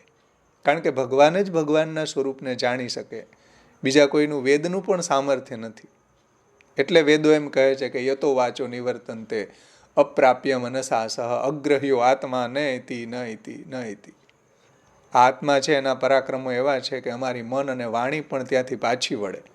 યતો વાચો નિવર્તન્તે અપ્રાપ્ય મનસા સહ. તો વેદ પણ એના સ્વરૂપને જાણી નથી શકતા, તો બીજા કોનું સામર્થ્ય હોય? એવા પુરુષોત્તમનું મુખારવિંદ આચાર્ય રૂપે ભૂતલ ઉપર પ્રગટ થયું, તો જેટલું મહાપ્રભુજી ઠાકોરજીના સ્વરૂપને જાણી શકે એટલું બીજું કોઈ ન જાણી શકે. એટલે આપણે આપણા સ્વરૂપને જેટલું જાણીએ એટલું બીજા કોઈ ન જાણે. હે? હા, વેદવ્યાસજી ભગવાનનું જ પ્રાગટ્ય છે, ભગવાનના જ્ઞાન કલાના અવતાર છે. એટલે આપણે આપણા સ્વરૂપને જેટલું જાણીએ એટલું બીજાને ન ખબર હોય. બીજા લોકો આપણને ભગવદી કહેતા હોય, પણ આપણને ખબર હોય આપણું સ્વરૂપ કેવું છે. આપણા સ્વરૂપનું આપણને જ્ઞાન હોય, બીજા કોઈને જ્ઞાન ન હોય. જેટલું આપણે આપણા સ્વરૂપને જાણતા હોય એટલું બીજું કોઈ ન જાણે. એવી રીતના જેટલું ભગવાનના સ્વરૂપને ભગવાન જાણે એટલું બીજું કોઈ ન જાણે. એટલે શ્રી ભાગવત પ્રતિપદ મણિવર ભાવાંશુ ભૂષિતા મૂર્તિ શ્રી વલ્લભાભિધાનસ્તનોતુ નિજ દાસસ્ય સૌભાગ્યમ. ભાગવતના પ્રત્યેક પદરૂપી મણિઓના આભૂષણો આચાર્ય ચરણોએ ધારણ કર્યા છે. જુઓ, ભાગવતની પ્રત્યેક લીલાઓ મહાપ્રભુજીના અંગમાં બિરાજમાન છે. અંગ પ્રતિ ભાવન કે ભૂષણ વૃંદાવન સંપત્તિ અંગ અંગે શ્રીમદ વલ્લભ રૂપ સુરંગે. પદ્મનાભદાસજી કહે છે મહાપ્રભુજીનું સ્વરૂપ કેવું છે એ તો પદ્મનાભદાસજી જેવા ભગવદીઓ એને ગાય તો આપણને થોડીક એની ઝલક મળે. બાકી મહાપ્રભુજીનું સ્વરૂપ સમજાવવું બહુ દુર્બોધ છે. એટલે મહાપ્રભુજી જેવું કૃષ્ણનું સ્વરૂપ સમજાવી શકે એવું બીજું કોઈ ન સમજાવી શકે. એટલે ગુસાઈજી કહે છે કે માયાવાદી કરીન્દ્ર દર્પદલને નાશ્યંદુ રાજોદગત શ્રીમદ ભાગવત આખ્ય દુર્લભ સુધા વર્ષેણ વેદોક્તિભિ રાધા વલ્લભ સેવયા તદુચિત પ્રેમણો ઉપદેશેરપી શ્રીમદ વલ્લભ નામ ધે સદૃશો ભાવિન ભૂતોસ્ત્યપી. મહાપ્રભુજી જેવું કોઈ છે નહીં, થયું નથી અને થશે પણ નહીં. તો એ વાત અહીંયા ગોકુલનાથજી સમજાવવા માગે છે કે ગૂઢાર્થમ પ્રકટી કરોમી બહુધા વ્યાસસ્ય વિષ્ણુ પ્રિય. જેવા ગૂઢ અર્થ વેદવ્યાસજીને પસંદ છે એવા ગૂઢ અર્થ મહાપ્રભુજીએ પ્રગટ કર્યા. સમજમાં આવ્યું ને વાત? તો વિષ્ણુના જ્ઞાન કલાના અવતાર જે વેદવ્યાસજીને પ્રસન્ન કરનારો ભાગવતનો ગૂઢ અર્થ શ્રી મહાપ્રભુજીએ પ્રગટ કર્યો. અને એ પણ કેવી રીતના? મુદા આનંદપૂર્વક પ્રગટ કર્યો. સમજમાં આવ્યું ને વાત? એટલે ભાગવત તો પ્રગટ થઈ ગયું વેદવ્યાસજી દ્વારા, પણ ભાગવત પ્રગટ થઈ ગયું પણ એનો અર્થ જ ન સમજાય તો શું કરવું ભાઈ? ભાગવત તો પ્રગટ થઈ ગયું વેદવ્યાસજી દ્વારા, પરંતુ એનાથી કાર્ય હજી અધૂરું છે. સમજો, મહાપ્રભુજીના પ્રાગટ્ય પહેલાય ભાગવત તો બિરાજતું હતું. એટલે ઘણા લોકો ભાગવત વાંચે, સારી વાત છે, આપણે એને કંઈ નિંદા નથી કરતા, પણ ભાગવત વાંચવાથી ભાગવત મહાપ્રભુજીને અભિપ્રેત અર્થ તો સમજાતો નથી. શ્રી ભાગવત ગુણાર્થ પ્રકાશન પરાયણ. હા, તો મહાપ્રભુજીને અભિપ્રેત અર્થ ભાગવતનો સમજવા માટે સર્વપ્રથમ શાસ્ત્રાર્થ પ્રકરણ અધ્યયન કરવું જોઈએ. તત્વાર્થ દીપ નિબંધનું અધ્યયન કરવું જોઈએ. તત્વાર્થ દીપ નિબંધ એટલે ભાગવતના તત્વને સમજાવતો જે ગ્રંથ છે. તત્વાર્થ દીપ એટલે ભાગવતના અર્થ ઉપર પ્રકાશ કરનારો ભાગવતના તત્વ ઉપર પ્રકાશ કરનારો ગ્રંથ એ તત્વાર્થ દીપ. સમજમાં આવ્યું ને? તત્વાર્થ દીપ જો નિબંધને સમજીએ, શાસ્ત્રાર્થ સર્વનિર્ણયને ભાગવતાર્થ, અને શ્રી મહાપ્રભુજી દ્વારા પ્રગટિત સુબોધનીજી, મહાપ્રભુજી દ્વારા વિરચિત પુરુષોત્તમ સહસ્ત્રનામ, ત્રિવિધ નામાવલી, આ બધા ગ્રંથોને સાથે રાખીને જો ભાગવતને સમજીએ તો આપણને શાસ્ત્રે, સ્કંધે, પ્રકરણે, અધ્યાયે, વાક્યે, પદે, અક્ષરે એકાર્થમ સપ્તધા જાનન અવિરોધેન ઉચ્યતે. તો આપણને આ 7 અર્થોનો અવિરોધ સમજમાં આવે. પણ આપણે તો ભાગવત વાંચી જાય તો ભાગવત તો મહાપ્રભુજીના પ્રાગટ્ય પહેલાંય વેદવ્યાજ્ય પ્રગટ કરી દીધું, પણ એનાથી કાર્ય તો સિદ્ધ નથી થયું. એનાથી પ્રભુનું જે લીલા રસ ભાવાત્મક મહાત્મ્ય તો પ્રગટ નથી થયું. જે ગોકુલનાથજી અહીંયા કહ્યું કે પુષ્ટિ માર્ગી લીલા રસ ભાવાત્મક મહાત્મ્ય તો તોય પ્રગટ નથી થયું. વેદવ્યાજ્ય ભાગવત પ્રગટ કરી દીધું તોય. તો હવે શું કરવું ભાઈ? ભાગવત વાંચીને શું કરવું? ભાગવતને વાંચવા માટે પહેલાં, ભાગવતને ગૂઢ અર્થને સમજવા માટે પહેલાં શાસ્ત્રાર્થ સર્વનિર્ણય સમજવું પડશે. અને શાસ્ત્રાર્થ સર્વનિર્ણય પછી ભાગવત ઉપરનું ભાગવતાર્થ પ્રકરણ અને જે સ્કંદો ઉપર સુબોધનીજી મહાપ્રભુજીએ પ્રગટ કર્યા છે તે, સાથે પુરુષોત્તમ સહસ્ત્રનામ, આટલું ગ્રંથોનું આપણે સ્ટડી કરીએ ને ત્યારે આપણને મહાપ્રભુજીને અભિપ્રેત પ્રકારે ભાગવતનો અર્થ સમજમાં આવે. મહાપ્રભુજીની સાથે કૃપા હોય તો. પણ અભિમાન હોય જ્ઞાનનું કે હું મારા સામર્થ્યથી સુબોધનીજી સમજી જાઉં, માને બધી પંક્તિ લાગી જાય, ન લાગે. દીક્ષિતજી મહારાજ એમ કે હું 40 વર્ષથી આ સુબોધનીજી પાછળ પડ્યો, 40 વર્ષથી હું સુબોધનીજીનું અધ્યયન કરું, અત્યારે મને મહાપ્રભુજીની કૃપાથી એવી પંક્તિ લાગે, 40 વર્ષે લાગે એમ કે. તો હવે આપણું શું પતો લાગે એમાં ભાઈ? આપણો પતો ક્યાં લાગે? કે આપણે ભાગવત વાંચીને બેસી જાય કે અમે તો 30 વાર ભાગવત વાંચ્યું. ભાઈ 30 વાર વાંચ્યું તો સેવા કેમ નથી કરતા? અહીંયા એવા છે આખું ભાગવત બાય હાર્ટ છે, એવાય છે, પણ સેવા નથી કરતા. તો ભાગવતનો મિનિંગ શું? ભાગવતનો ગૂઢ અર્થ તો આ છે, ભગવાનની સેવા. ભાગવતનો ગૂઢ અર્થ તો એ છે ભગવાનનું શ્રવણ, કીર્તન, સ્મરણ નિત્ય. જ્ઞાનમ ભક્તિશ્ચ સતતમ ચક્રવત પરિવર્તતે, જે કાલે આપણે સમજ્યા. તો તમે ભાગવત વાંચ્યું શું? આ તમે બાયહાટ તો કરી લીધું, પણ ભાગવતના ગૂઢ અર્થ હાથમાં ના આવ્યા. એ ગૂઢ અર્થ તો જ્યારે મહાપ્રભુજીના ચરણ કમળની રજને આપણા દાસ બની જાય, મહાપ્રભુજીના ચરણ કમળની રજથી આપણી જાતને નવડાવી દે, ત્યારે ભાગવતના ગૂઢ અર્થ મહાપ્રભુજી કૃપા કરીને સમજાવે. આપણા કોઈ સાધન બલથી કે આપણા પ્રમાણ બલથી સમજમાં ન આવે, આચાર્ય ચરણોના કૃપા બલથી એ સમજમાં આવે. એટલે આ ગૂઢ અર્થો પ્રગટ કર્યા આપશ્રીએ. તો કેવલ કોઈ ભાગવત વાંચતા હોય કાંઈ વાંધો નહીં, વાંચો, આપણે કોઈને ના નથી પાડતા, પણ ભાગવતનો ગૂઢ અર્થ સમજમાં નહીં આવે જ્યાં સુધી, ત્યાં સુધી પ્રભુનું આવું લીલા રસ ભાવાત્મક મહાત્મ્ય સમજમાં ન આવે, પ્રભુની રસરૂપતા સમજમાં ન આવે, ત્યાં સુધી એ કૃષ્ણને માણી ન શકે, કૃષ્ણને એન્જોય ન કરી શકે. કૃષ્ણને જો માણવો હોય, કૃષ્ણને જો એન્જોય કરવા હોય તો મહાપ્રભુજીને પકડવા પડે. જે બુલા મિશ્રને પણ ઠાકોરજીએ એ જ આજ્ઞા કરી કે મને માણવો છે, મારી ભક્તિ કરવી છે, મને એન્જોય કરવો હોય તો મહાપ્રભુજી પાસે જાઓ, હું ન શીખવાડવી, એ મહાપ્રભુજી શીખવશે. આચાર્ય ચૈત્ય વપુસા સ્વગતિમ વ્યનક્તિ, આચાર્ય ચૈત્ય વપુથી હું જ મારા તરફ આવવાની ગતિ બતાવું છું. એટલા માટે આચાર્ય ચરણોનું ચરણ કમળની રજથી આપણી જાતને નવડાવી દેવી જોઈએ. તો આપણા મહાપ્રભુજી આપણી ઉપર કૃપા કરી અને બધું રહસ્ય આપણને સમજાવવા માટે તો પ્રગટ થયા છે. કૃપાનિધિ છે, મહાકારુણિક છે. પણ આપણે જઈએ આપણા આચાર્યજીના ચરણ કમળમાં તો મહાપ્રભુજી આપણને આવું સમજાવે ને.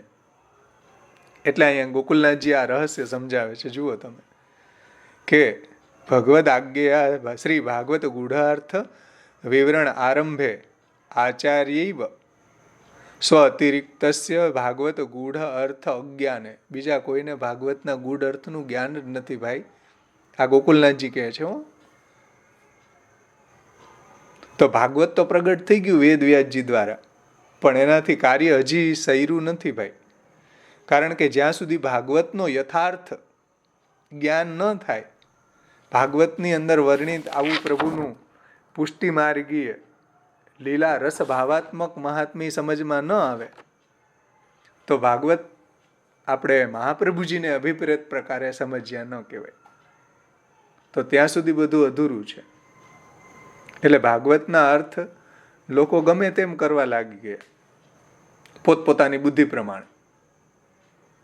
એટલે શ્રી મહાપ્રભુજીનું પ્રાગટ્ય થયું કે ભાગવતનો સાચો અર્થ પુષ્ટિ દૈવી જીવોને તો સમજમાં આવે.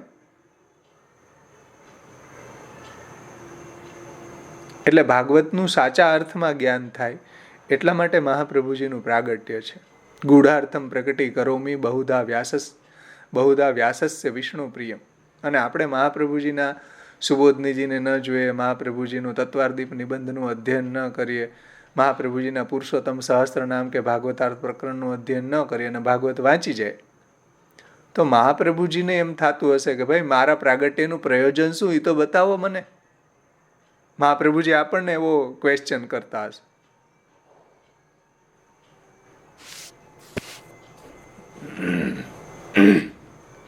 આગળ કહે છે, સમજમાં આવી? આમાં કોઈને કઈ પ્રશ્ન છે ભાઈ? આજે અત્યાર સુધી આપણે ચર્ચા કરી એમાં કોઈને કઈ પ્રશ્ન છે? કેમ કોઈ બોલતા નથી? બરોબર.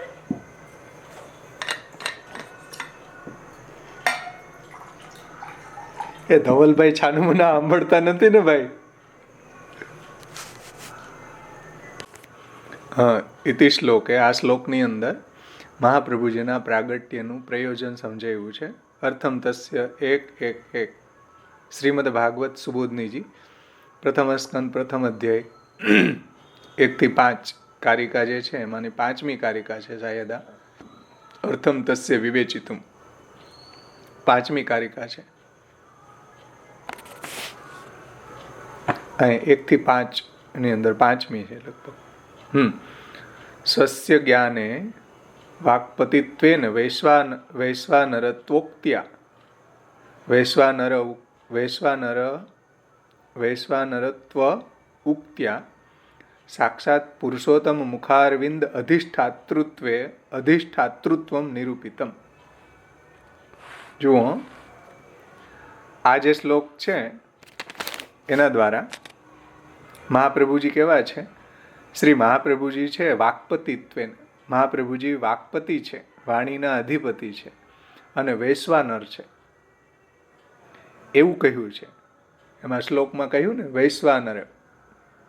અર્થમ તસ્ય વિવેચિતુમ નહીં વિભોર વૈશ્વાનરાદ વાક્પતે. તો મહાપ્રભુજી કેવા છે? વાક્પતિ છે, વૈશ્વાનર છે. આ શ્લોકની અંદર કહ્યું છે. એમ કહીને અહીંયા કહેવા શું માગે છે કે સાક્ષાત પુરુષોત્તમના મુખારવિંદના અધિષ્ઠાતા હોવાનું જણાવે છે. ગુસાઈજી મહાપ્રભુજી કેવા છે? સાક્ષાત પુરુષોત્તમ મુખારવિંદ અધિષ્ઠાતૃત્વમ નિરૂપિતમ. સાક્ષાત પુરુષોત્તમના મુખારવિંદ મહાપ્રભુજી છે, મુખારવિંદ રૂપ છે. સાક્ષાત પુરુષોત્તમના મુખારવિંદના અધિષ્ઠાતા હોવાનું જણાવેલું છે. એનું કારણ શું છે? તત્ર હેતુ, એનો હેતુ એ છે કે શ્રી ભાગવતસ્ય દ્વાદશ અંગત્વેન પુરુષોત્તમ રૂપત્વાત. શ્રીમદ ભાગવત કેવું છે? તો ભાગવતના જે દ્વાદશ સ્કંધો છે ભગવાનના, દ્વાદશ અંગો છે. દ્વાદશ અંગોયમ પુરુષ 12 અંગવાળો છે, આવી શ્રુતિ છે. તો ભગવાન શ્રીનાથજીના જેમ દ્વાદશ અંગ છે એવી રીતના ભાગવતના પણ 12 સ્કંદ છે. પહેલો બીજો સ્કંદ દક્ષિણ અને વામ ચરણ છે. એ રીતના દક્ષિણ વામ ચરણ, પછી દક્ષિણ બાહુ વામ બાહુ, દક્ષિણ સાથળ વામ સાથળ, પછી 10મો સ્કંદ હૃદય, એકાદશ સ્કંદ શ્રી મસ્તક છે. તો એ રીતના મહાપ્રભુજીએ ભાગવતાર્થ નિબંધમાં ભગવાનના 12 અંગોની સાથે ભાગવતના 12 સ્કંધોની સમન્વય કરીને સમજાવ્યું છે. તો એ વાત ગોકુલનાથજી કહે છે કે એનું કારણ શું જુઓ. મહાપ્રભુજી વૈશ્વાનર છે, સાક્ષાત પુરુષોત્તમના મુખારવિંદના અધિષ્ઠાતા છે.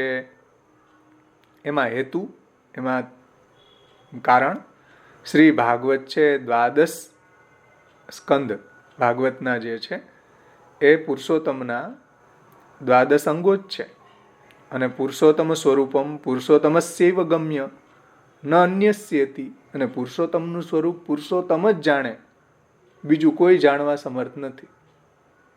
જેમ આપણે આપણું સ્વરૂપ જાણીએ, બીજા આપણા સ્વરૂપને નથી જાણતા, એટલે બીજા લોકો એમ ભૂમિના પાર્થિવ લોકો, એવી રીતના ભગવાનના સ્વરૂપને ભગવાન જ જાણે. ભગવાન સિવાય બીજા કોઈ ભગવાનના સ્વરૂપને જાણી ન શકે.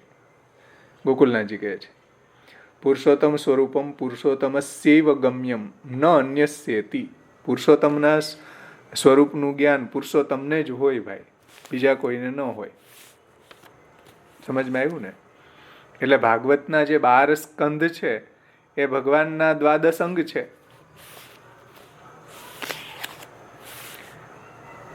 એટલે ભાગવત છે સાક્ષાત ભગવદ રૂપ જ છે.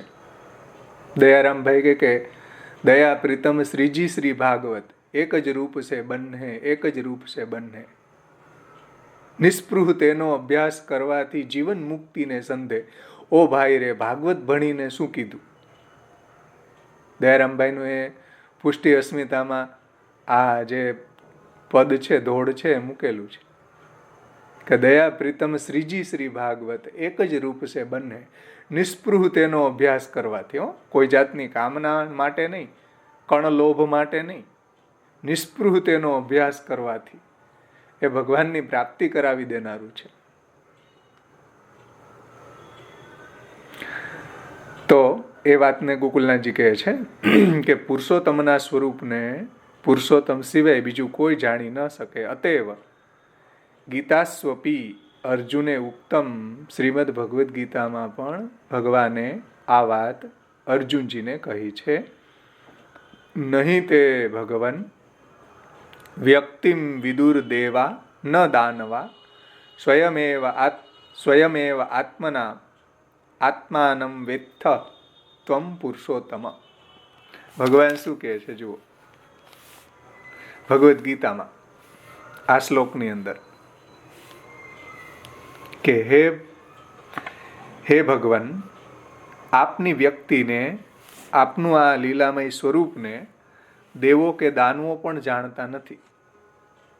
જો વ્યક્તિમ વિદુર દેવા ન દાનવા સ્વયમેવ આત્માના આત્માનમ વેત્થ. આવા આપના જે લીલામય સ્વરૂપને દેવો કે દાનવો કોઈ જાણી શકતા નથી. હે પુરુષોત્તમ, આપ પોતે જ આત્માનમ વેત્થ, આપ પોતે જ આપના સ્વરૂપને જાણો છો. જો ગોકુલનાથજીએ એમનેમ નથી કીધું આ વાત, ભગવદ્ ગીતાનું પ્રમાણ ટાંકીને કહ્યું કે ભગવાનના સ્વરૂપને ભગવાન જ જાણી શકે, બીજું કોઈ દેવો કે દાનવો જાણી શકતા નથી. સમજો, હે પુરુષોત્તમ, આપના સ્વરૂપને આપ પોતે જ જાણો છો, એવું કહ્યું છે.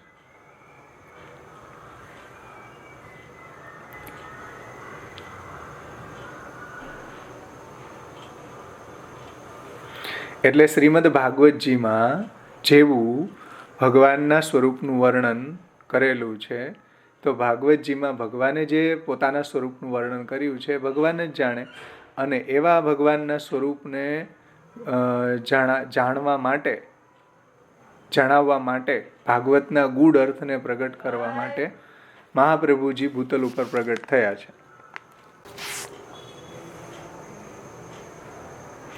એટલે ભગવાનનું જે નામાત્મક સ્વરૂપ ભાગવત છે એ ભગવદ રૂપ જ છે.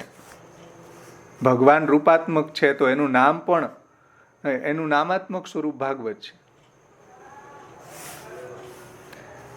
એટલે ત્યાં ભગવાને જેવું રૂપ પ્રગટ કર્યું અને જેવા રૂપથી પ્રભુએ ભક્તો સાથે જેવી જેવી લીલાઓ કરી છે અને જેવા જેવા ગુણો ભક્તો સામે ભગવાને પ્રગટ કર્યા છે, એ જ રૂપનું વર્ણન, એ જ ગુણોનું વર્ણન, એ જ લીલાઓનું વર્ણન શ્રીમદ ભાગવતમાં કરેલું છે કે સારસ્વત કલ્પમાં ભગવાને પ્રગટ થઈને જે નામ, રૂપ, ગુણ, લીલા, ચરિત્રો ભગવાને જે પ્રગટ કર્યા છે એ જ વર્ણન શ્રીમદ ભાગવતજીની અંદર વર્ણિત છે. અને ભાગવતજીમાં પણ જે ગોપ્ય રાખ્યું છે મહાપ્રભુજીએ સુબોધનીજીમાં, એ બધું જ ગૂઢ રહસ્ય અષ્ટસખાઓના કીર્તનોમાં મહાપ્રભુજીએ પ્રગટ કર્યું છે. એ તો જ્યારે આપણે સુબોધનીજી અને કીર્તનોનું કમ્પેર કરીએ ત્યારે આ રહસ્ય સમજમાં આવે કે કેટલું ગૂઢ રહસ્ય મહાપ્રભુજીએ સુબોધનીજીમાં પણ પ્રગટ નથી કર્યું જે અષ્ટસખાઓના કીર્તનોમાં પ્રગટ કર્યું. સમજો, હમણાં અમે પંચમ ગીતનું અધ્યયન કરતા હતા. પંચમ ગીત એટલે વેણુગીત, ગોપી ગીત, યુગલ ગીત, ભ્રમર ગીત અને ઉદ્ધવ ગીત. આ 5 ગીતોનું અધ્યયન કર્યું. એમાં મહાપ્રભુજીએ ભ્રમર ગીતમાં એક શ્લોકમાં છેલ્લે વર્ણન કર્યું. ભ્રમર ગીતનું વર્ણન આમ જોઈએ તો 10 શ્લોકની અંદર વર્ણન છે, પરંતુ સુરદાસજીએ એનું વર્ણન 200 કીર્તનોમાં કર્યું. સમજો, જે વર્ણન મહાપ્રભુજીએ 10 શ્લોકમાં કર્યું એનું વર્ણન સુરદાસજીએ 200 કીર્તનમાં કર્યું. એટલે ભ્રમર ગીત રસાસ્વાદ એવું સુરદાસજીના કીર્તનોનું પુસ્તક છે. અને એ સુરદાસજીના જે કીર્તનો છે એની ઉપર શાંતિલાલ મહેતાએ ટીકા લખી છે. એનું અમે જ્યારે અધ્યયન કર્યું ત્યારે અમને બહુ રોમાંચ થયો કે મહાપ્રભુજીએ કેટલું ગૂઢ રહસ્ય છે એ કીર્તનોમાં પ્રગટ કર્યું છે. સુરદાસજીના હૃદયમાં એ રસને સ્થાપન કરીને અષ્ટસખાઓના કીર્તનો દ્વારા પ્રગટ કર્યું. ભાગવતમાં તમે જુઓ દાણ લીલાનું વર્ણન ક્યાંય મળે? હમણાં હોડીખેલની લીલાનું વર્ણન ગયું તો હોડીખેલના કીર્તનો તમે જુઓ, એક આખો 4 ભાગની કીર્તનોના 4 ભાગની અંદર એક આખો ભાગ પ્યોર સ્પેશિયલ હોડીખેલના કીર્તનો જે ભાગવતની અંદર છુપાવી દીધું છે. આ રહસ્ય, જે લીલાઓના રહસ્ય જે છે એ કીર્તનોમાં પ્રગટ કર્યા છે. સમજમાં આવે ને વાત? ઉદ્ધવ ગીત છે, ઉદ્ધવ ગીતનો પ્રસંગ ત્યાં અમે જોયો કે 6 શ્લોકોની અંદર ઉદ્ધવ ગીત છે શાયદ. હવે એના કેટલા કીર્તનો સુરદાસજીએ સમજાવ્યા કે જે રહસ્ય સુબોધનીજીમાં મહાપ્રભુજીએ આચ્છાદિત કર્યું છે. કારણ કે બધા એના અધિકારી નથી, કારણ કે સુબોધનીજી મહાપ્રભુજીની ભાગવત ઉપરની ટીકા છે તો બધા વાંચે, ઓપન છે. સુબોધનીજી વાંચે, બધા લોકો વાંચે, પણ એમાં જે ગૂઢ રહસ્ય છે એ પણ મહાપ્રભુજીએ ત્યાં છુપાયું છે. અને એ રહસ્ય મહાપ્રભુજીએ અષ્ટસખાઓના હૃદયમાં આ ભગવદ રસને સ્થાપન કરીને કીર્તનો દ્વારા પ્રગટ કર્યું છે. દાનલીલાના કીર્તન જુઓ તમે, ભાગવતજીની અંદર એકાદા વાક્યમાં દાનલીલાનું એવું આપણને અંગુલી નિર્દેશ મળે. નૃપતિ ચેષ્ટાયામ, રાજા હોવાની ચેષ્ટા ભગવાને કરવાની ઈચ્છા થઈ એમ. પણ કીર્તનોમાં આ રહસ્ય છુપાયેલું છે ભાઈ. એટલે મહાપ્રભુજીએ આપણી સેવામાં પાછળના દરવાજેથી કીર્તનોને એમાં ક્લબ કર્યા છે. જો કીર્તનો ન હોય તો ભગવાનની લીલાનું રહસ્ય સમજમાં ન આવે. સમજમાં આવે છે ને વાત? આ ફિલિંગનો વિષય છે, અનુભવૈક ગમ્ય છે. આ વાણીથી હું એને વર્ણવી નથી શકતો.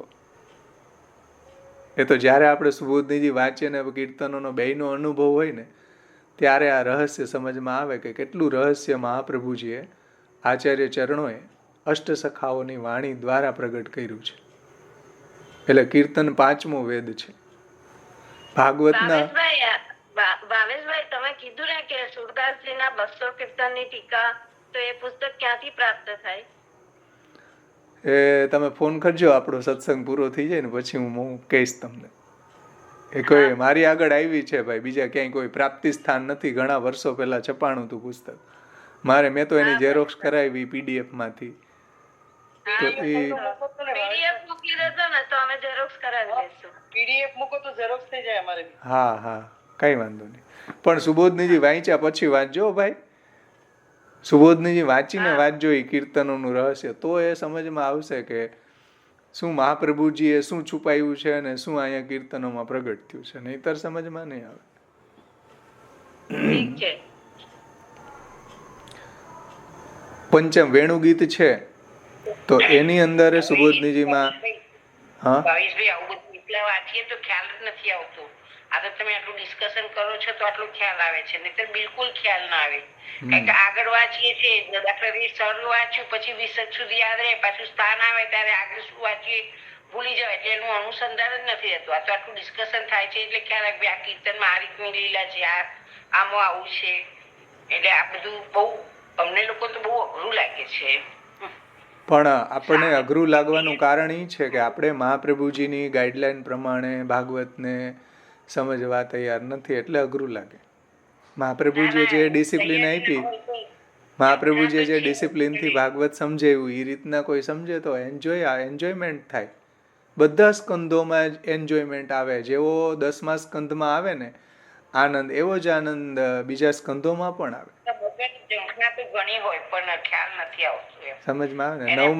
9મા સ્કંદની અંદર જેવો આનંદ આવે, બધા લોકોને 9મા સ્કંદની જેટલા મેં ભાગવત વાંચવા વાળા છે ને હું પૂછું કે ભાઈ 9મો સ્કંદ સમજાવો. ભાઈ 9મા સ્કંદમાં કાંઈ મજા નથી આવતી.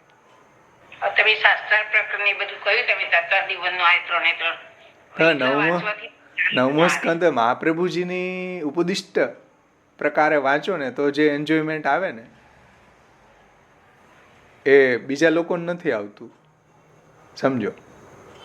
એટલે ગોંડલમાં જ્યારે તૃતીય સ્કંદ ઉપર શ્યામબાવાશ્રીનું વચનામૃત હતા, ત્યાં કોઈ આવો પ્રશ્ન પૂછ્યો જેને કે 10મો સ્કંદ વાંચવાનું ગમે, બીજા સ્કંદો વાંચવાના ગમતા નથી.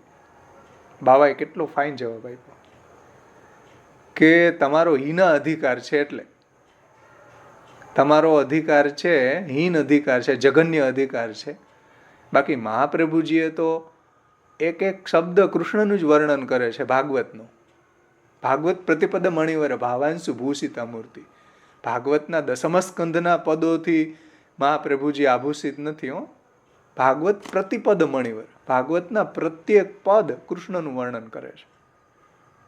અને મહાપ્રભુજીએ આપણને સમજાવ્યું છે કે કઈ રીતના કૃષ્ણનું વર્ણન છે, કઈ રીતના બધી જગ્યાએ કૃષ્ણ બિરાજમાન છે, બધી લીલામાં. એ પછી યુદ્ધ ચાલતું હોય કે યજ્ઞ ચાલતો હોય કે કોઈ બી લીલા ચાલતી હોય, એમાં કૃષ્ણનું જ વર્ણન આવી રહ્યું છે. આ રહસ્ય મહાપ્રભુજી આપણને સમજાવ્યું.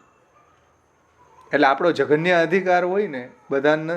હું કોઈ વ્યક્તિગત નથી કહેતો ભાઈ, આ બાવાએ જે ન્યા જવાબ આપ્યો એ હું કહું છું. વળી પાછું ક્યાંક તમે એમ ન કહેતા કે સમજવાની ઝંખના ઘણી હોય ભાઈ, પણ ઉતરતું નથી અંદર એમ. પણ કોઈ એવા આચાર્યના મુખથી આપણે સાંભળીએ, કોઈ પરંપરાગત જેને જ્ઞાન હોય, ભાગવતનું અધ્યયન કરેલું હોય અને મહાપ્રભુજીની અંદર નિષ્ઠા હોય, એવા કોઈ ભગવંત ભક્તોના મુખથી આપણે સત્સંગ દ્વારા સાંભળીએ તો આપણે સાચી દિશામાં આપણે ભાગવતનું જ્ઞાન થાય. આપણે આપણી મેળે જ્યારે અવગાહન કરીએ ને તો એ જ્ઞાન ન થાય ભાઈ.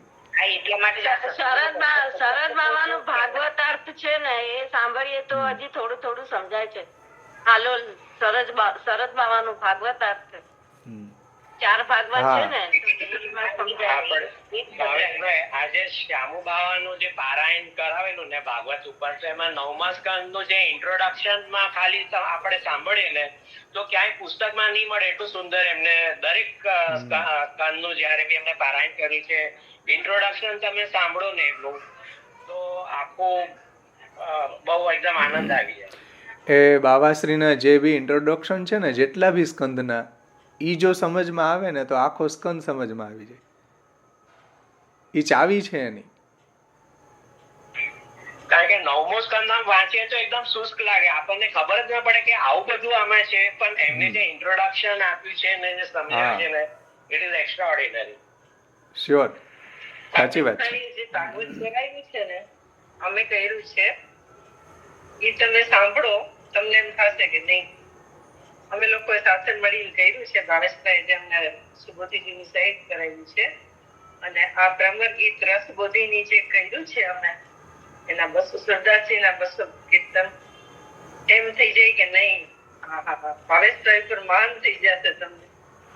મારી ઉપર માન થવાની જરૂર નથી, મહાપ્રભુજી ઉપર માન થાય તો આપણું સાર્થકતા થાય. મહાપ્રભુજી ઉપર જ્યાં સુધી માન ન થાય ત્યાં સુધી ભાગવતના ગૂઢાર્થ સમજમાં ન આવે. હો ભાઈ, મારી ઉપર માન થવા વાળા ઘણાય છે પણ ભાગવતના ગૂઢાર્થ નથી સમજતા. એટલે કોઈ વ્યક્તિ, મહાપ્રભુજી જ્યાં સુધી આપણા જીવનમાં ન આવે, મહાપ્રભુજીની વાણી જ્યાં સુધી આપણે ન સમજીએ, મહાપ્રભુજીમાં આપણી નિષ્ઠા ન થાય ત્યાં સુધી ભાગવત સમજમાં ન આવે.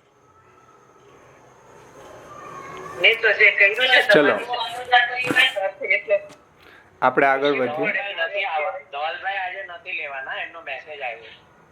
ભાવેશભાઈ, તમે જે ભાગવત અને જે તમે વાંચો છો ને 2-3 વાર એક વાંચો છો એટલે અમને ઉતરી જાય છે મગજમાં. મેં તો હમણાં 3-4 મહિનાથી જ તમારું શરૂ કર્યું છે, પણ તો પણ મને એવું લાગે છે કે ના, ઘણું બધું સમજાઈ ગયું મને. એટલે સારું કહેવાય. એમાં મારું કઈ છે જ નહીં. એમાં મેં મારું કઈ સમજમાં સમજાયું જ નથી. મને જે મોટાઓએ સમજાવ્યું, શ્યામબાવા શ્રી વગેરે આચાર્યોએ સમજાવ્યું, એ જ હું તો ખાલી ગોખી કાઢ્યું હોય એવું જ હોય. મારું કઈ પર્સનલ એમાં કઈ છે જ નહીં. પર્સનલ તો કોઈનું ન હોય, પણ જે સમજાવવાની શૈલી અને મેં તો સાંભળેલું કહું છું ભાઈ હું, કે મોટાઓ પાસેથી મને આવું સમજાણું. તમે ન કરો, તમારા વખાણ જેને કર્યું હોય એ કરે ને જેની સાથે. એટલે અમે પણ એમાં અત્યારે વખાણ કરવાની આવશ્યકતા જ નથી, કારણ કે મારું કઈ હોય તો વખાણ કરો ને. બધું છે, બધું મહાપ્રભુજીનું જ છે. આ લોકો ઝંખે છે ને પાર્વતીજીને, એટલા માટે સુબોધીજીને એને સમજાવના. હા, તો આપણે મૂક્યું જ છે. એટલે યુટ્યુબ ની અંદર અત્યાર સુધીના બધા સ્કંધો મૂકી દીધા છે. પહેલા સ્કંદ થી લઈને 10મા સ્કંદ સુધીમાં, જન્મ પ્રકરણ સુધીનું બધું મૂકેલું છે. પણ એના માટે ઘણો બધો સમય જોઈએ ભાઈ, એમનેમ તો નથી આ બધી વસ્તુ. એના માટે પહેલા આપણે 16 ગ્રંથથી શરૂઆત કરવી પડે. આ જીવન સાધના છે, એમ કઈ કોઈ કેપ્સ્યુલ નથી કે આ ખાઈ લીધી એટલે ચાલો બધું જ્ઞાન થઈ ગયું. આખું જીવન આપણા મહાપ્રભુજીની વાણીમાં સમર્પિત કરવાનું છે, ભગવત સેવા અને ભગવત કથામાં. તો દીક્ષિતજી મહારાજ એમ ક્યારે કહેતા હોય કે 40 વર્ષથી હું ભાગવતના સુબોધનીજીનું અધ્યયન કરું, 40 વર્ષે મારી પંક્તિ લાગે, તો આપણો ક્યાંય પતો જ ન લાગે.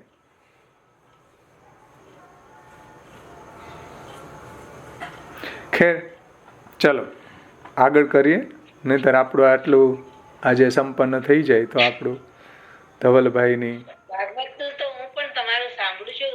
એ સાંભળ્યા પછી ખરેખર સમજાય છે, થોડું થોડું સમજાય છે ખરું. પણ શાસ્ત્રાર્થ અને સર્વ નિર્ણય હું તો એમ કહું કે પેલા સાંભળ્યા, પણ પહેલો સ્કંદ થોડાક એપિસોડ સાંભળ્યા છે 37 સુધી. હું તો એમ કહું કે પેલા ભાગવત કે સુબોધનીજી કે આવું બધું સાંભળવા કરતા શાસ્ત્રાર્થ અને સર્વ નિર્ણય સાંભળો, અને એની પહેલાં પણ 16 ગ્રંથનું અધ્યયન કરો, તો આગળ આપણે મહાપ્રભુજીને અભિપ્રેત પ્રકારે દિશામાં આગળ વધી શકીએ. અમારે અહીંયા એવા વૈષ્ણવ છે કે ભ્રમર ગીતના સુબોધનીજીનો સત્સંગ કરાવે અને વેણુ ગીતનો સત્સંગ કરાવે, સેવા નથી કરતા.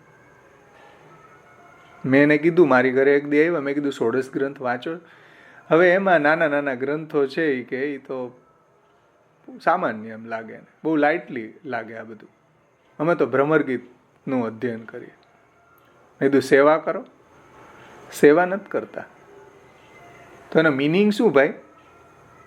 તમે ભ્રમર ગીત વાંચી લીધું ને યુગલ ગીતના સુબોધનીજી વાંચી લીધા ને એમાં કંઈ કર્તવ્ય ઉપદેશ તો આવે જ નહીં. પહેલાં 16 ગ્રંથ વાંચો, પછી ભ્રમર ગીતને યુગલ ગીતને આપણે બધું વાંચશું સુબોધનીજી. 16 ગ્રંથનું આપણું ઠેકાણું ન હોય અને આપણે ભાગવત વાંચવા બેસી જાય, કોઈ મિનિંગ નથી આમાં, કોઈ સમજમાં આવે જ નહીં, એક અક્ષરે સમજમાં ના આવે, ભલતું જ સમજમાં આવે. હવે એ ભાઈ કેટલા વર્ષથી આજે એ સત્સંગ કરે પણ હજી સેવા નથી કરતા. 16 ગ્રંથ વગર મહાપ્રભુજીનો સંપ્રદાય સમજમાં ન આવે.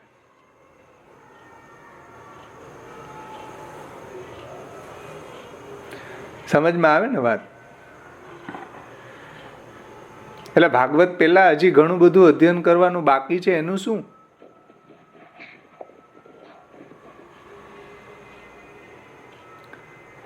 ચલો 2-3 લીટી લઈ લઉં, પછી આપણે સમાપન કરીએ. જો શ્રીમદ ભગવદ્ ગીતામાં આ વાત કહી છે કે ભગવાનના સ્વરૂપને કોઈ દેવો કે અસુરો, દાનવો કોઈ નથી જાણી શકતું. જેવું ભગવાન ભગવાનના સ્વરૂપને જાણે છે. એટલે ભાગવતજી છે સાક્ષાત ભગવાનનું જ રૂપ છે. એટલે ભાગવતજીમાં ભગવાને જે લીલાઓ કરી છે સારસ્વત કલ્પમાં, એ બધી જ પ્રભુના નામ, રૂપ, ગુણ, લીલા, ચરિત્રો બધાનું વર્ણન ભાગવતજીમાં છે. એટલે મહાપ્રભુજી નિબંધમાં આજ્ઞા કરે છે કે રૂપે ભેદ દ્વયમ મતમ તતસ્ત્રેધા નામ નિશ્ચૈકમ બાહ્યાભ્યાંતર ભેદેન રૂપે ભેદ દ્વયમ મતમ તતસ્ત્રેધા નામ નિશ્ચૈકમ.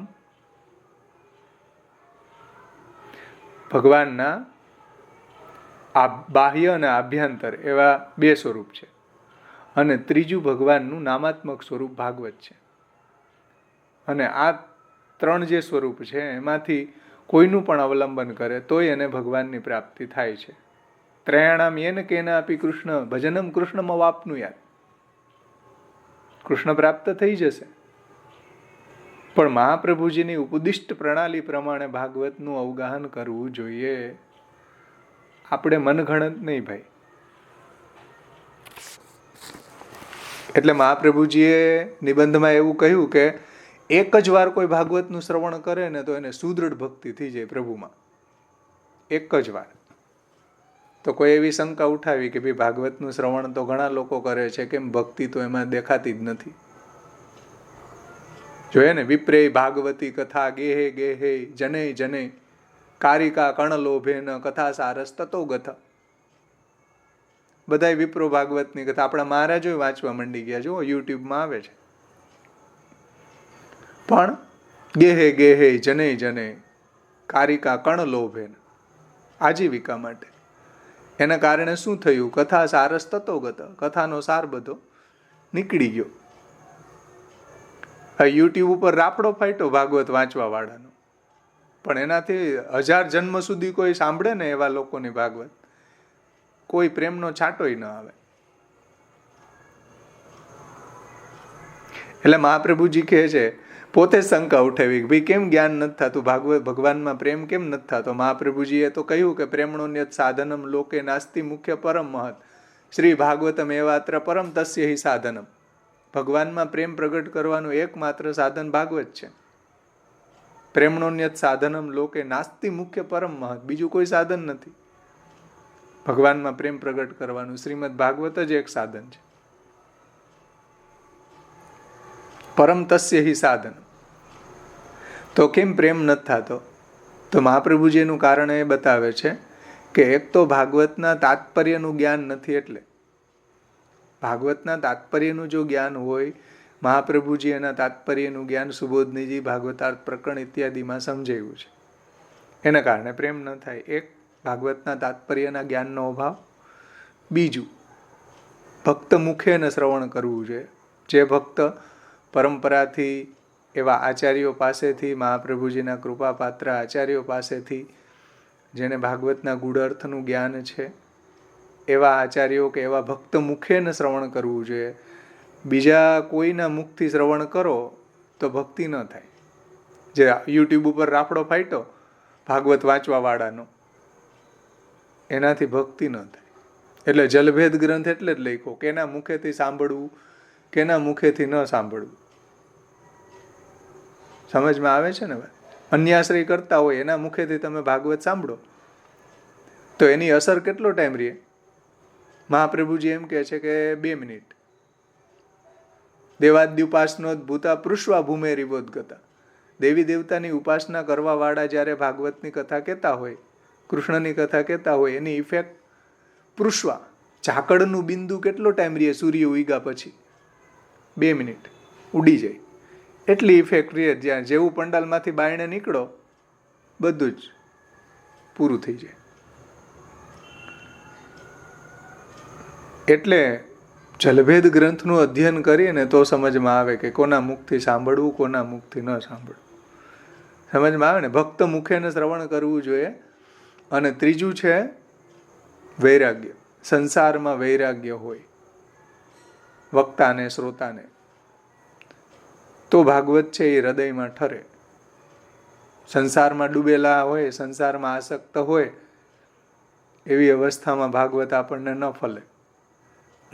એટલે આ 3 ન્યા મહાપ્રભુજીએ સર્વનિર્ણય નિબંધની અંદર 3 બતાવ્યા છે કે ભાગવતનું સાચું જ્ઞાન ન થવાનું કારણ શું, ભાગવતના તાત્પર્ય જ્ઞાનનો અભાવ, પછી ભક્ત મુખેને શ્રવણ કરવું જોઈએ એ જો ન કરતા હોય, અને વૈરાગ્ય ન હોય. સંસારમાં વૈરાગ્ય પણ જરૂરી છે. ખેર, ચલો અહીંયા શું કહી રહ્યા છે, એક લીટીઓ હવે પછી આપણે સમાપન કરીએ છેલ્લી 2 લીટી વાંચીને. તસ્માદ આચાર્યાણામ પુરુષોત્તમ સ્વરૂપ નિરૂપકત્વાત નિરૂપણસ્ય વાગરૂપત્વાત વાગરૂપત્વે અપી વાચઃ આસ્યેવ સત્વાદ આચાર્યાણામ આસ્યરૂપત્વમેવ ઇતિ જ્ઞાપનાય ઉક્તમ સ્વાસ્યમ પ્રાદુર્ભૂતમ ચકારહિ. આ શ્લોકની અંદર જે આવ્યું ને, દયા નિજ મહાત્મ્યમ કરિષ્યન પ્રકટમ હરિ વાન્યાયદા તદા સ્વાસ્યમ પ્રાદુર્ભૂતમ ચકારે. તેથી શ્રી આચાર્યજી મહાપ્રભુજી પુરુષોત્તમના સ્વરૂપનું જ નિરૂપણ કરવાવાળા હોવાથી, સમજો ધ્યાનથી, આચાર્યાણામ પુરુષોત્તમ સ્વરૂપ નિરૂપકત્વાત. આચાર્યજી મહાપ્રભુજી કેવા છે? ઠાકોરજીના સ્વરૂપનું નામ, રૂપ, ગુણ, લીલા, ચરિત્રોનું સ્વરૂપ અહીંયા ઉપલક્ષણ છે. એ સ્વરૂપનું જ નિરૂપણ કરનારા હોવાથી એ નિરૂપણ કઈ રીતના કર્યું મહાપ્રભુજીએ? નિરૂપણસ્ય વાગરૂપત્વાદ, વાણી દ્વારા નિરૂપણ કર્યું. ભાઈ, ભાગવતના ગૂઢ પ્રગટ કઈ રીતના કર્યા? વાણી દ્વારા, વાણ્યા. જુઓ, જે ઠાકોરજી પરખ અર્થ હતો ને, એ જ અર્થ અહીંયા ગોકુલનાથજી મહાપ્રભુજી પરખ સમજાવે છે કે વાણી દ્વારા એ બધા અર્થોને પ્રગટ કર્યા. પુરુષોત્તમના સ્વરૂપનું નિરૂપણ કરનાર મહાપ્રભુજી છે, અને એનું નિરૂપણ વાણી રૂપ હોવાથી, એનું નિરૂપણ જે છે વાણી રૂપ હોવાથી, શ્રી આચાર્યજી ભાગવતનો ગૂઢ અર્થ જાણનારા હોવાથી, સમજો, મહાપ્રભુજી કેવા છે? ભાગવતના ગૂઢ અર્થને જાણનારા હોવાથી પણ મહાપ્રભુજી વાણીરૂપ હોવાથી, અને વાણી ક્યાં બિરાજે? વાગરૂપત્વે અપી વાચઃ આસ્ય એવ. વાણી મુખમાં બિરાજે. ભાઈ, વાણી ક્યાં બિરાજે? મુખારવિંદમાં. વાણી મુખમાં રહેલી હોવાથી શ્રી મહાપ્રભુજી કેવા છે? મુખરૂપ જ છે. થયું ને? પુરુષોત્તમ સાથે સામ્ય મહાપ્રભુજીનું. અને શ્રી આચાર્ય વાણી મુખમાં બિરાજે અને મહાપ્રભુજી ઠાકોરજીના મુખારવિંદ રૂપ છે. એમ જણાવવા માટે અહીંયા સ્વાસ્યમ પ્રાદુર્ભૂતમ ચકારહિ એવું શ્રી ગુસાઈજીએ કહ્યું, એમ શ્રી ગોકુલનાથજી કહે છે. સમજમાં આવ્યું ને? કે સ્વાસ્યમ પ્રાદુર્ભૂતમ ચકારહિ એટલે નિશ્ચય ઠાકોરજીએ પોતાના મુખનો જ પ્રાદુર્ભાવ કરેલો છે એમ કહેલું છે. ભાઈ, એ દ્રષ્ટિથી મહાપ્રભુજી સાક્ષાત પુરુષોત્તમ પરત્વે આ અર્થ લીધો છે ગોકુલનાથજીએ. અને એક લીટી લઈ લઉં છું, પછી સમાપન કરું. 30 પેજ ઉપર આ શ્લોકનો અર્થ શ્રી વલ્લભજીએ કઈ રીતના કર્યો, 1-2 જ લીટી લઈશ, વધારે નહીં લઉં ભાઈ, તમને મોડું થતું હશે, પણ આઈ એમ સોરી. એમાં છેલ્લે શ્રી વલ્લભજી એમ કહે છે કે યત ઉદ્બુદ્ધ રસાત્મકમ સ્વરૂપમ બરહાપીડમ નટવર વપુઃ શ્રીમદ ભાગવત 10.18.5 ઇતિ શ્લોકેન તથા કૃતમ તથા શ્રીમદ આચાર્ય વાણ્યાપી વેણુનાદ રૂપ એવ ઇતિ જ્ઞાપિતમ. બોલો વલ્લભજી શું કહે છે કે જેમ ઠાકોરજીએ બરહાપીડમમાં, આ બરહાપીડમ શ્લોક છે ને એની ઉપર મહાપ્રભુજીના સુબોધનીજી છે, એની ઉપર જે આ વેણુગીતના સુબોધનીજી આર કલાધર ભટ્ટ બધા ટીકાકારોનો સમન્વય કરીને પ્રગટ કર્યા. એમાં 40 પેજની ટીકા છે બરહાપીડમ શ્લોક ઉપર કેવલ. તો એમાં ઠાકોરજીએ વેણુનાદ દ્વારા રંધ્રાન વેણોર અધર સુધેયા પૂરયન ગોપ વૃંદે, વેણુનાદ દ્વારા પોતાની અધર સુધાને પૂરીને પોતાના સ્વરૂપને એમાં પધરાવીને ગોપીજનોના કર્ણપુટ દ્વારા એના હૃદયમાં સ્થાપન કર્યું ભગવાને પોતાના સ્વરૂપને. એટલે ગોપીજનો વેણુગીત ગાવા માટે સક્ષમ બન્યા. ક્યારે?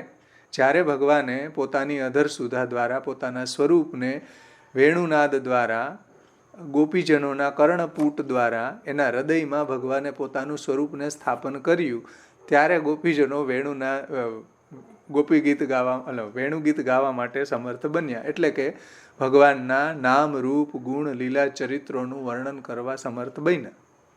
એવી રીતના ઇતિ શ્લોકેન તથાકૃતમ, એમાં જેમ ભગવાને પોતાના સ્વરૂપને વેણુનાદ દ્વારા પ્રગટ કર્યું, તથા શ્રીમદ આચાર્ય વાણિયા આપી વેણુનાદ રૂપયૈવ. જુઓ મહાપ્રભુજીની વાણી એવી જ રીતના વેણુનાદ રૂપ છે ભાઈ. મહાપ્રભુજીની વાણી કેવી છે? વેણુનાદ રૂપ છે. તમે એમ કહો કે અમારે તો વેણુગીત સાંભળવું છે, ગોપી ગીત સાંભળવું છે, પણ મહાપ્રભુજીની વાણી વેણુનાદ રૂપ છે એનું શું?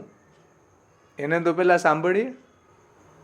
શ્રીમદા જો 30મા પેજ ઉપર નીચેની લાસ્ટ લીટી તમારી પાસે આ સુબોધ આ છે જ શ્રી વલ્લભ સ્તોત્રાણી, એમાં જો 30મા પેજ ઉપર છેલ્લી લીટી જુઓ. તથા શ્રીમદાચાર્ય વાણિયા આપી વેણુનાદ રૂપ રૂપયૈવ. મહાપ્રભુજીની વાણી વેણુનાદ રૂપ જ છે, એના દ્વારા જ ભગવાનની પ્રાપ્તિ થશે.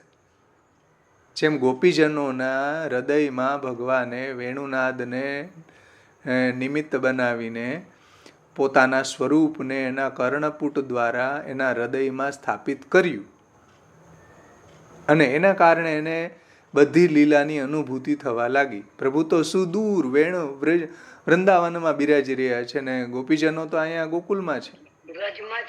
હા, તો આટલા સુદૂર હોવા છતાં એને એવી અનુભૂતિ કેમ થઈ ભગવાનના સ્વરૂપની, ભગવાનની લીલા? હા, તો એ દૂરદર્શન ને દૂર શ્રવણ નું જે યોગ્યતા સંપાદિત કરી ભગવાને એ વેણુનાદ દ્વારા, તો એવી જ યોગ્યતા સંપાદિત આપણને મહાપ્રભુજી વાણી દ્વારા કરવા માંગે છે. આવું ટીકાકાર કહે છે શ્રીમદ આચાર્ય વાણિયા આપી વેણુનાદ રૂપયૈવ ઇતિ જ્ઞાપિતમ. એમ જાણવું કે મહાપ્રભુજીનો વેણુનાદ છે, એની વાણી આ 16 ગ્રંથ છે, વેણુનાદ છે. સુબોધનીજી છે, તત્વાર્દીપ નિબંધ છે, શાસ્ત્રા સર્વનિર્ણય ભાગવતાર છે, એ વેણુનાદ છે. પંચશ્લોકી શિક્ષા શ્લોકી વેણુનાદ છે. એટલે પદ્મનાભદાસજીએ કહ્યું કે તબ વેણુનાદ દ્વાર અબ શ્રી લક્ષ્મણ ભટ્ટ ભૂપકુમાર. ત્યારે વેણુનાદ દ્વારા ફલ પ્રાપ્તિ થઈ હતી. અત્યારે લક્ષ્મણ ભટ્ટ ભૂપકુમાર શ્રી મહાપ્રભુ શ્રી વલ્લભાચાર્ય ચરણ દ્વારા આધુનિક પુષ્ટિજીવોને ભગવાનની પ્રાપ્તિ થશે. આધુનિક પુષ્ટિજીવોને અત્યારે જે પુષ્ટિ માર્ગી લીલા રસ ભાવાત્મક જે મહાત્મ્ય છે ને, એ મહાપ્રભુજીની વાણી રૂપી વેણુનાદ દ્વારા અત્યારે કરાવવું છે ભગવાને. એટલે વાણ્યા, એટલે સર્વોત્તમ સ્તોત્રમાં ગુસાઈજીએ કહ્યું કે વાણ્યા યદા તદા સ્વાસ્યમ પ્રાદુર્ભૂતમ ચકારે. વાણી દ્વારા આ રહસ્ય સમજાવું છે. આપણે જો વાણીને જ પાઠ ન કરીએ, વાણીનું જ અધ્યયન ન કરીએ, તો આપણે પ્રભુના પુષ્ટિ રસ ભાવાત્મક મહાત્મ્યને જન્મો હજારો જન્મો વયા જાય તોય સમજમાં ન આવે. આ જન્મમાં નહીં તો આવતા જન્મમાં, આવતા જ્યારે બી જન્મ લેશું આ પ્રોસેસ આ જ હશે, ભગવાનના લીલા રસ ભાવાત્મક મહાત્મ્યને સમજવાની. એટલે વલ્લભજી એમ કહે છે કે શ્રીમદાચાર્ય વાણ્યા આપી વેણુનાદ રૂપયૈવ ઇતિ જ્ઞાપિતમ. મહાપ્રભુજીની વાણી વેણુનાદ છે, અને એ જ્યાં સુધી આપણે શ્રવણ ન કરીએ ત્યાં સુધી પુરુષોત્તમનું લીલા રસ ભાવાત્મક મહાત્મ્ય સમજમાં ન આવે ન આવે અને ન આવે. તો અહીં સુધી રાખીએ. કોઈને કઈ પ્રશ્ન છે ભાઈ?